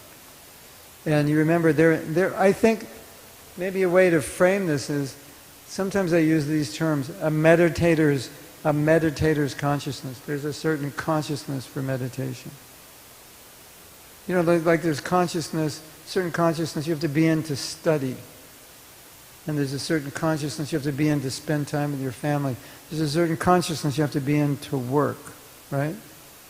And the problem for many of us with Japa is we just chant and we don't alter our consciousness. We just go in the same consciousness that we live our lives, and we try to chant and then we complain, oh, my mind is wandering. Of course it's wandering. Because you didn't do anything. You didn't make a shift. So I have a little theory. You want to hear it? You have a red button in your mind. And the red button is to turn it off. And you have a green button to turn it on. And most of the time the green button is on because you need the mind to be on to function. And so you go into your japa with the green button down and your mind's going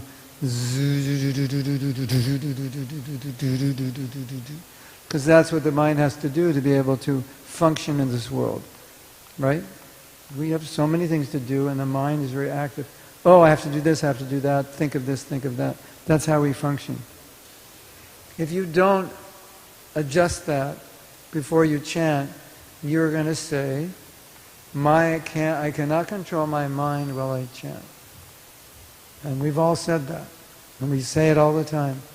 It's because the green button is on and the mind is active. And then you try to control your mind when you're chanting. Instead of praying, you spend your whole time trying to control your mind. And then when you finish chanting, you're exhausted because you spent 2 hours or whatever your time was battling your mind. And that's why the next day when you put your hands in your bead bag, you go, oh no. Another battle with the mind.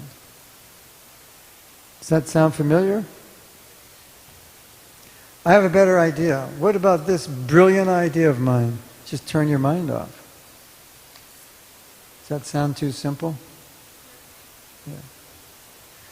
You turn your mind off so you turn your mind off so you can go into the meditator's mode. That state of consciousness. When you do that, when you do that, if you can do this, you do not have to control your mind, because your mind will not be out of control. That's good news, isn't it? Don't you think? Wouldn't that be nice? No battle with your mind.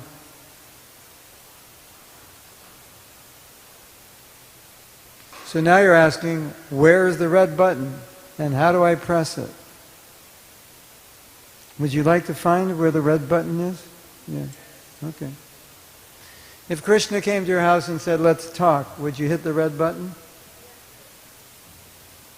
If someone called you up and said, come over tonight, I have a plan, I think we can make $1 million in 24 hours, would you hit the red button? Of course. Would you know how to hit it? Of course.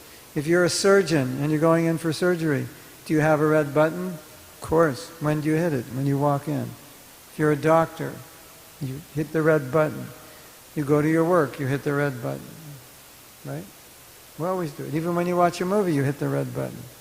Nothing else, just the movie. Just me and the movie. The world is dead. So you already know how to hit the red button. This is how I do it.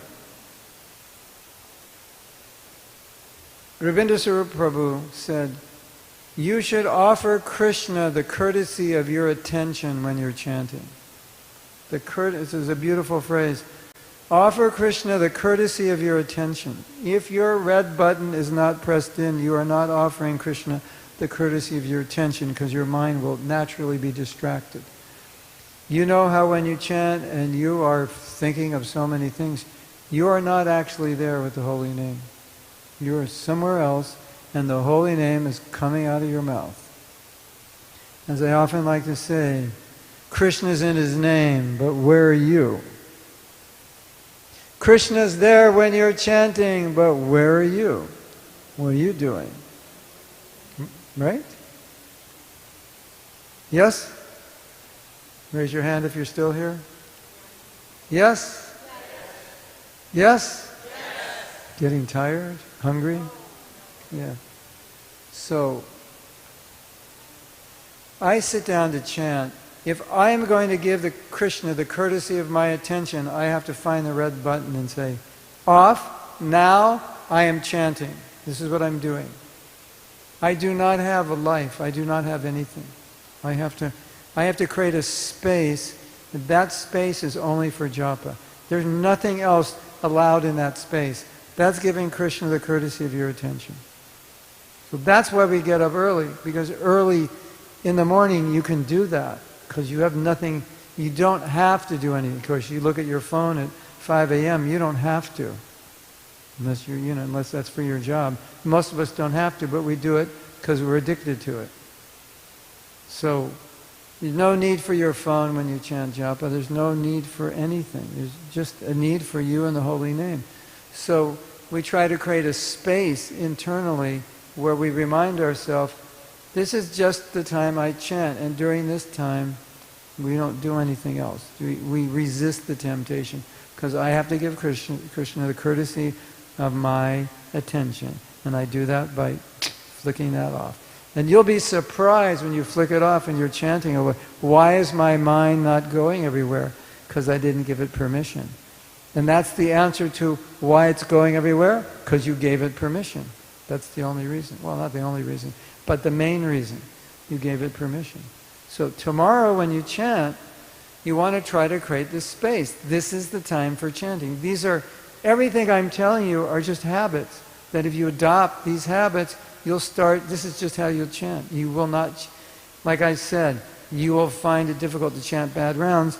One devotee was saying to me, yeah, I come to these japa retreats and workshops, but it's good for a while, then it goes down. We're trying to embed within us habits that go so deep, it really becomes difficult to chant poorly, because you know you're not chanting properly. You know you are spaced out. You know you're making the 10th offense. Total distraction, apathy, lethargy. You know you're doing that. And you're thinking, what's the point of doing this? It's just a broken mridanga. Why play a broken mridanga? Doesn't make sense. It's a counterfeit dollar.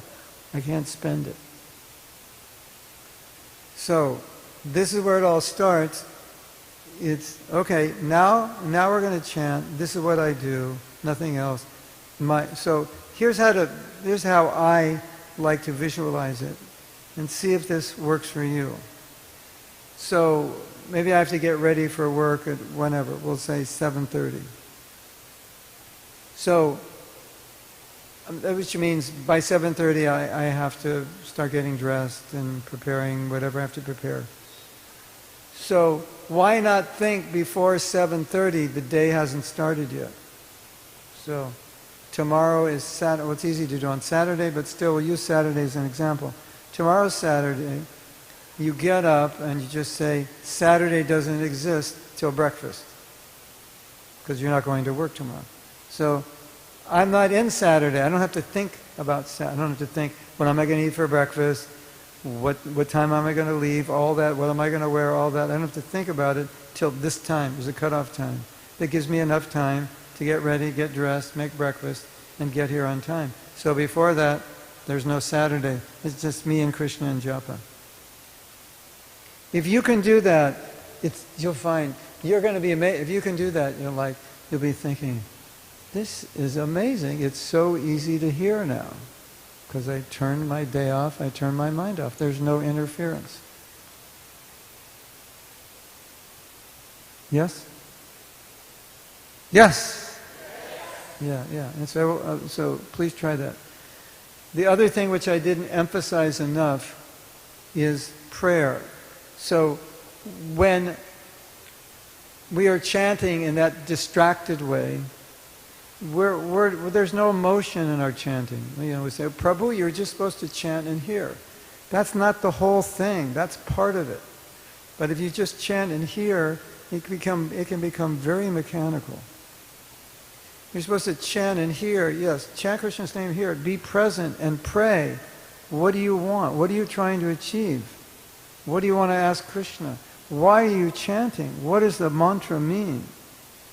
So Bhaktivinoda Thakur said, if you chant and you're not connected with what it means, it's not proper chanting. What does it mean? Krishna, I want to love you. I want to serve you. I want to be a pure devotee. I want to overcome so many things. Please help me. That's what it means. That's real chanting. And you will notice when you put that emotion into your chanting, your mind doesn't zip, zip, zip, zip. So when you stop the emotion is when your mind, the green switch gets pushed in. And your mind's...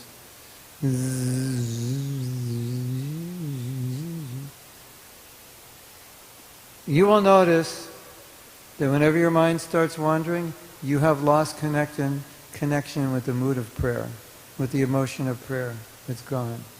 When that emotion of prayer arises, the mind just naturally calms down.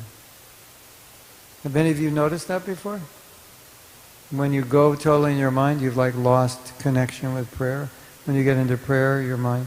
So you want to create a space to shut your mind down, but when you go into emotion, it'll stay down. And if you lose it, and the button comes out, just stop and say, thank you, Krishna, for the holy name. And get back into it. And you'll have an amazing time tomorrow. Guaranteed or your money back. And some of you got the Japa affirmations book, so that you can use as you like. You can use one affirmation for all your rounds. You can use one affirmation for each round. You can choose 3 affirmations that resonate with you.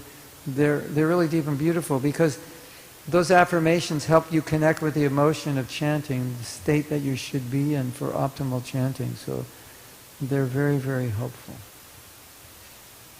So, tomorrow morning is going to be amazing. Turn to the person next to you and tell them, tomorrow morning is going to be amazing.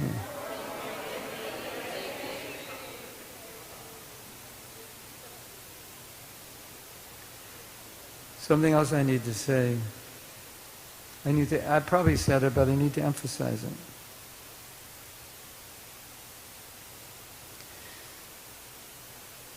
everyone who's here today in this retreat, if you've never chanted 64, not 64, if you've never chanted 16 rounds, I would ask you this weekend to chant 16 rounds. This is a weekend for japa. I would ask you, when you go home tonight, don't distract yourself with anything that is not going to be supportive to your japa. And the same thing tomorrow night. This weekend should just be focused on japa. Don't stay up till midnight talking. You want to get to bed early. If you've never chanted 16, if you just get up in time, we don't start till 10. It only takes 2.5 hours. You certainly can do it. Just turn your life off, and you'll do it. A lot of devotees chant 32, 64. 16 is not that much. If you've never done it, it seems like a lot. But think about it. You have 24 hours. 16 is only 2. That's 1/12. That means you took 22 hours for yourself and you gave 2 back to Krishna. That's not a lot. And as you progress in devotional service, you'll find that 16 is just appetizer. You know, but of course, okay, here's another thing which is important, because this question always comes up. How do I increase my rounds? And the answer is so simple. Prabhupada said the cook should be so good that even if you're not hungry, you'll eat. And he said, and if a cook is bad, even if you're hungry, you won't eat. Right? So, I just came out with a video, and it's the title of the video is, Does Your Japa Taste Like Boiled Potatoes? So what does that mean? Like, what are you spicing your japa with? Something like, I don't want to do it? Is that the spice you're putting in your japa? Or are you putting in, oh Krishna, I want to serve you, I want to love you. Krishna, please help me. Like, what are you putting in your japa? Right? So, ladies, you all know, I guess husbands, you know, if you want your kids to eat something they don't like, you better know how to make it taste good, because otherwise they're not going to eat it. And you know they have their favorite food, which is probably really bad for them, and they could eat that 24/7 for the rest of their life. So, if we focus on chanting properly, then what's going to happen? We're going to like it. We're going to experience more of Krishna. And if you like something, what do? You do it more. So I'm not an advocate of force yourself to chant more. I'm an advocate of force yourself to taste more. If you're going to force yourself to do anything, force yourself to chant properly. You don't have to force the number. The number's a byproduct. Because if it tastes good, you'll eat more. And I'm sure you've all had experience sometimes, by Krishna's mercy, you're just chanting, you feel like, yeah, I could just probably chant all day now. This is so sweet. And sometimes you're chanting and think, this is so difficult, I want to stop. So, and then you want to force yourself to chant more. It's not good. It's a very negative experience. So you want to create a positive connotation with the holy name. And if you chant properly, quality produces quantity. It should be obvious, right? And it becomes easier. And so make your life easy. You have to chant every day. Make it easy. Make it easy on yourself. So I hope all of this will help. And now if you have any questions for clarity on anything I said, or if you would like to share with us something you remember that stood out for you, or something you want to do tomorrow, just to remind us, we can do that. We have 12 minutes left, right? Yes.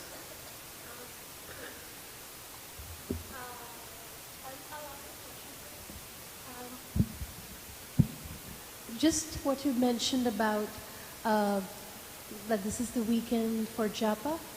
I was just wondering, what mindset should we have when we are winding up our day? I mean, there's a lot going on, even at least in my life, when I'm winding up my day. And at the same time, what can I do so that it's favorable for my japa? Yeah, okay. Well, let's take it to a broader level. If you want to chant japa, which is much different from a life without it, it takes time. And if you want to get initiated and chant 16 rounds, that's 2 hours.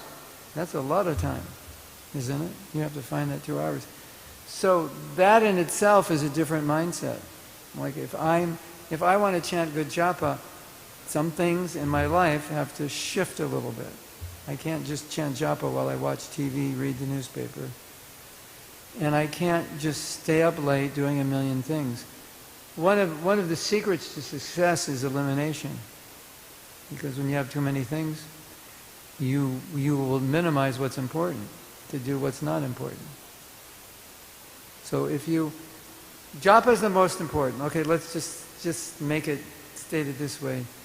Japa is the most important activity of our day because you can make more advancement while you chant japa than anything else. And listen to this. This is going to blow your mind. When you're leaving your body, what are you going to have? The closest thing to you. It's the holy name. Meditate on this. I chant 2 hours a day, right? I don't do anything in Krishna consciousness 365 days a year, 2 hours a day. I don't read 2 hours a day, 365. I don't do deity worship 2 hours a day. I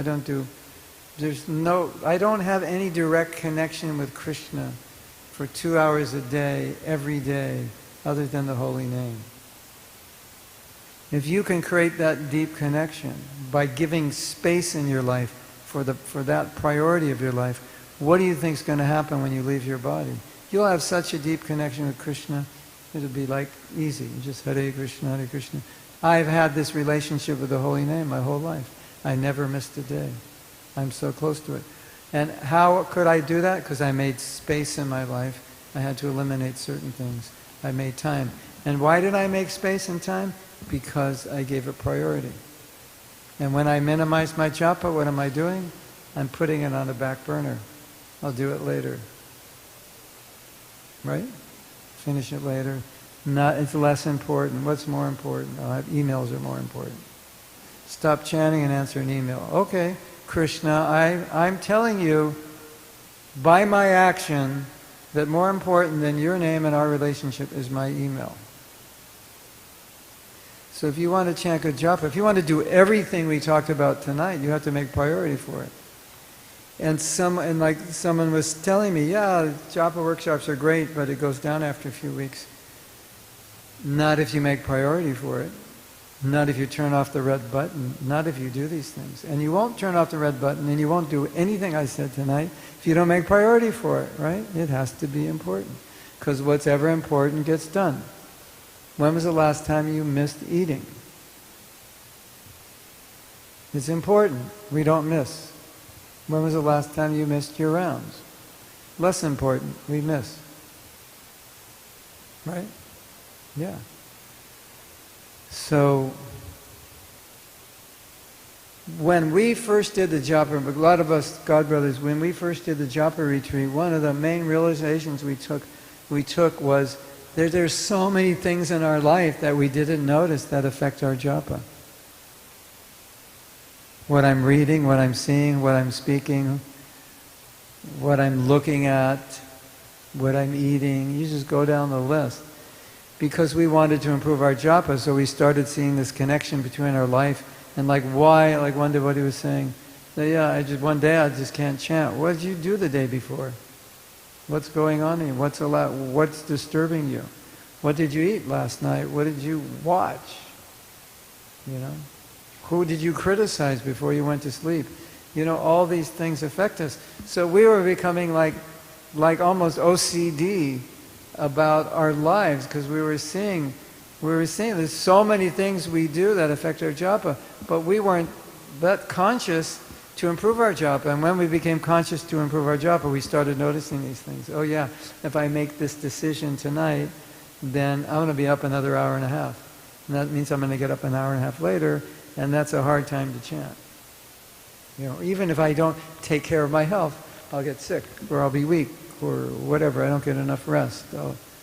So it's a reality. It's an obvious reality, I think, if you're initiated, to make 2 hours for good quality japa. It's a bit of an effort. You really have to be focused. Otherwise, time just goes by. I'll chant later. I should write a song. It'll be called "When Later Never Comes." Put down my bead bag at 7 in the morning. Told myself I'll chant later. Got some emails to answer. Got to eat a little something. I'll get back to my japa later. And then the chorus is, but later never comes. Later never comes. And as my daughter said, don't trust your future self. Just do it now. Yeah. So these are the kinds of things that when you live in an ashram, you don't have to do. I grew up as a devotee in an ashram. We didn't have japa class. I didn't have to think about this. There was no distraction. There was nothing else to do. You just chant. Mangalarti can chant. Easy. Of course, you got your own mind to get distracted. You can think about your service. You can think about so many things. But when you're at home, yeah, you can do anything you want at home, right? So it's like I said, kirtan is easy. Japa is an effort. If you want to get japa up there, it's an effort. It's not going to happen. And when you say, my japa was good after the workshop and went down, you just stop making the effort. That's all that happened. But what I'm trying to do is see if I can like smash these habits inside you so deeply that it's going to be hard to get rid of them. I'll try to super glue them in your heart. And so it's like, you're like, when you chant bad japa, you're just like, I can't do this. And you just stop. I'll chant later, but I can't chant bad japa. Or you catch yourself. Like, let's go refocus. Let's get in the heart. Let's get in the mood. Thank you, Krishna. This is prayer. I'm worshiping you in your name. And get back into it. And if you get that really deep, then it'll be my great satisfaction to get an email from you next year and say, Dear Prabhuji, I had a really hard time this year chanting bad japa. I couldn't really do it. And I'll be so happy now. Thank you. Hare Krishna. Hare Krishna. All right. We have 4 more minutes. We either have 4 more minutes or when prasadam's ready. Whatever comes first. Yes. Thank you for such an amazing class. The point that I am going to carry with me home today is how a conversation starts is usually how the conversation is. If I may quickly ask, how do we balance quality with quantity? And I'm sorry if you've already answered that. Well, what Prabhupada taught us is that when you begin chanting, you should take a vow to chant a certain number of rounds because it's like your commitment to Krishna.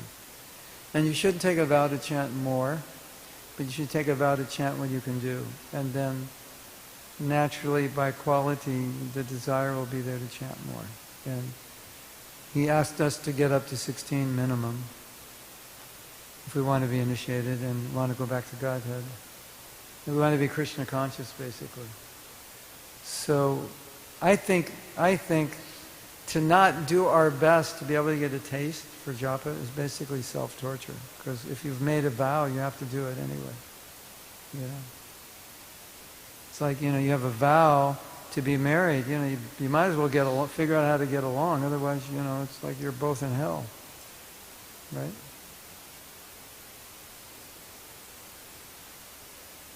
Yeah.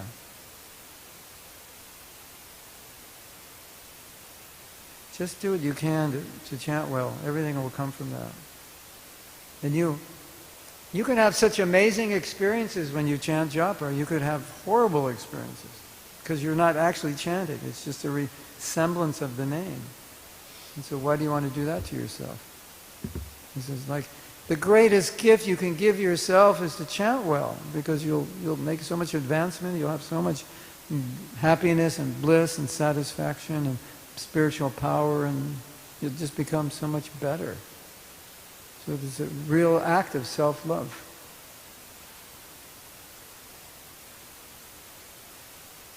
If you want to love yourself, love your japa. Anything else?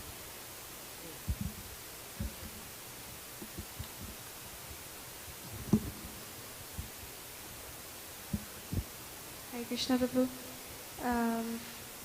I really like the point where you mentioned that usually we hear that when we want to do good japa, you should hear what you're chanting.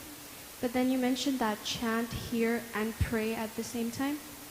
So I really like that point. And when you mentioned that keep the meaning of the mantra in your heart. So I was reflecting on the Japa affirmation where it was like, understand the meanings of the names as I chant. Yeah. So my question is that, so you make the prayer before starting the Japa and then chant and hear, or you want us to do it at the same time, the prayer and the hearing? It's not exactly like that. Because what is in your heart is in your heart. And you want to bring that out while you chant. And if it's in your head, it's not going to work. Like, what do you want? You know, like, I'll give you an example. I taught a course on self-care, and part of that course was about how Krishna loves you. And I had to go very deep into that topic. I had to go very deep into the topic about Krishna loves you and research it. And when you go deep in the topic, it's amazing how much Krishna loves us, how much affection he has. And you go very deeply, you can feel it. So I started feeling it deeply, and at that point I felt like, oh, Krishna loves me and I don't love him. Problem. This is a really bad relationship that we have. And the bad relationship is my fault, not him. He gave Putana a position in the spiritual world, and he said, you will be eternally blessed more and more, forever. Like, wow, that's Krishna. And I just read this morning that Krishna will bless you for service you're going to do in the future you haven't even done yet. And if you go down the list, you'll see how many ways he loves you. And so that was so real for me that, like, I didn't have to, like, how am I going to chant this way, that way? It was just, that's how I felt. I felt like, you want me to love you, you're asking me and I'm not, and you're giving me everything. And I feel your love so strongly, I feel so bad that I'm not loving you, so I just pray, can I love you? And that's natural for me. It's not in my head. So you don't want it in your head, you want it to be something like, what do you need, what do you want? And it should be here in your heart. You don't even have to think about it, it's just how you feel. Krishna, please. Like, what are you feeling when you chant kirtan? Krishna, help me, please. You know, praying or something, right? Pull that into the japa. What's ever real. Krishna, I'm in the material world, suffering, birth after birth, and I'm so stupid, I'm running after my mind and senses like, please, I don't want to do this, please help me. If there's something really in your way and there's an intense emotion, then if you pray, it's just natural. You don't have to, you know. Does that make sense? Or are you still confused? You don't want it in your head, you want it in your heart. But one thing I have suggested to devotees that they can do is, before you chant, don't start chanting until you feel it. Like, what is it you want to communicate from your heart? Allow yourself to feel that and then begin chanting after you feel it. And Srila Bhaktisiddhanta said, you're not chanting with your lips, you're chanting with your heart. Which is why that just hear and chant is not complete. Because there's a consciousness with which you chant. And Krishna hears what's in your heart. So that's important. Like, so what you're chanting, what are you communicating to Krishna? Hare Krishna. What's your communication? Whatever you're feeling is your communication. Whatever you feel, Krishna will feel. If you feel nothing, Krishna feels nothing. Then devotees say, well, I'm waiting for Krishna to reciprocate. But if you're not offering anything, there's nothing to reciprocate with. If you offer dead mantras, how can he reciprocate? You've invested nothing. There's no return on your investment because you didn't invest anything. But you invest something more, then you'll see Krishna will be reciprocating. He'll be closer. It'll be amazing, beautiful. Krishna, Krishna, Hare Hare. Yes.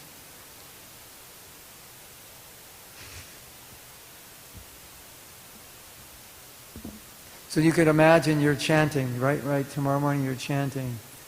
And I come up to you and say, what is Krishna feeling from you right now?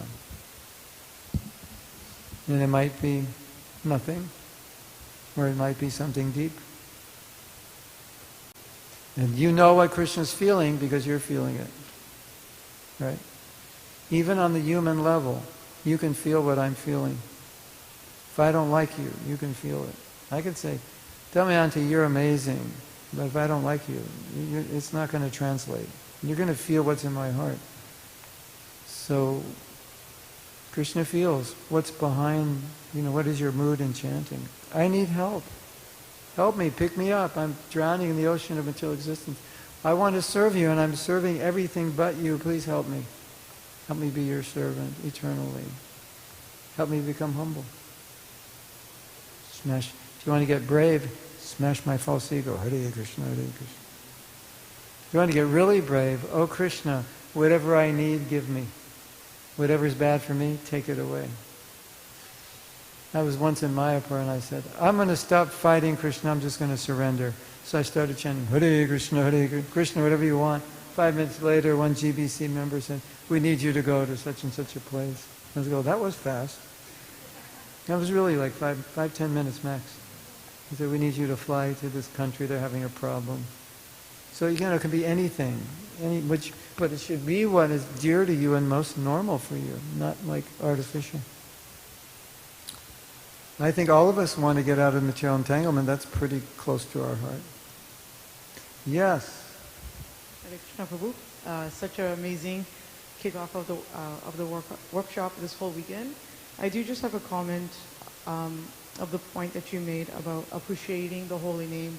I think so many times that we appreciate devotees doing so many great services and positions that they may have and the accolades that they have accomplished. But so many times it's actually appreciating that Krishna has come to us in the holy name. And I know personally for me, it's like when I really take very serious japa time about having this mood about, as my Guru Maharaj says, making those investments. It's like a bank account, right? Nothing like a bingo card, but just saying like, I'm investing in myself. I'm investing in my relationship with Krishna so I can be a better servant to others, right?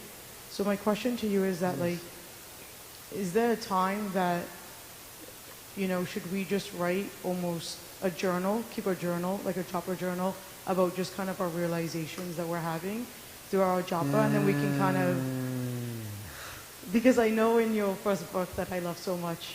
Can you get me one of each of those books? I want to show you something. I think it's a distraction.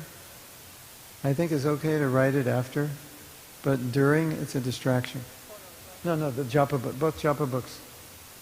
I don't know if you can see in the back, but look at both of these books. Look how absorbed Prabhupada is when he's chanting. Can you see? Or some of you have the book.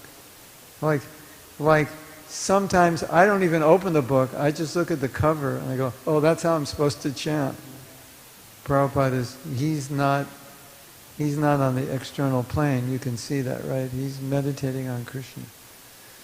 So that's the problem with writing while you're chanting, because then it's like you give your mind permission to go off, and it's better to write those realizations after.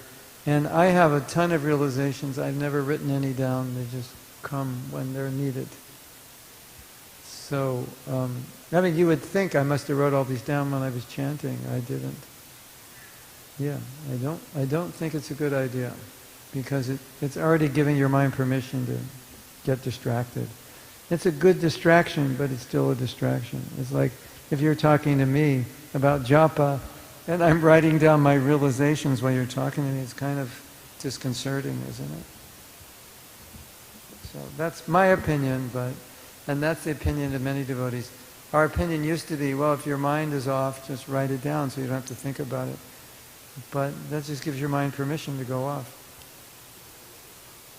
After is good. After is excellent.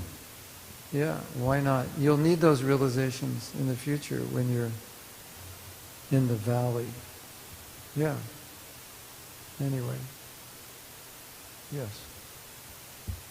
Why not? You can all write your realizations. We'll make a book.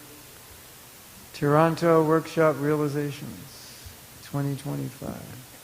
We'll publish and distribute to all the devotees in Toronto. Okay, so I think it's time for prasadam. Is that correct? So.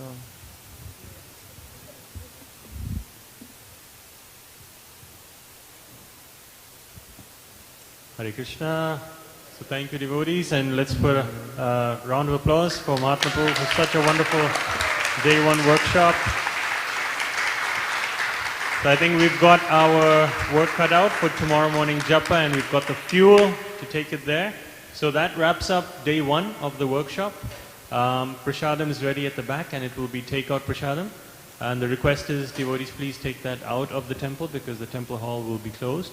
You can honor it outside, and please dispose of the containers responsibly. And we look forward to welcoming everyone at tomorrow 10 o'clock. I have a mantra for you. Yes, If you arrive on time, you're late.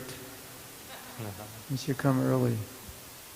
Of course, everywhere around the world I say come early. There's always people who come late. But you're going to do some exercises when you come tomorrow. We'll start doing more interaction.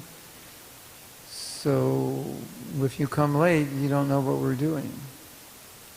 What are we doing? Everybody's talking, and then someone has to tell you and find a partner and like that. Okay, so I hope you know what time 10 is.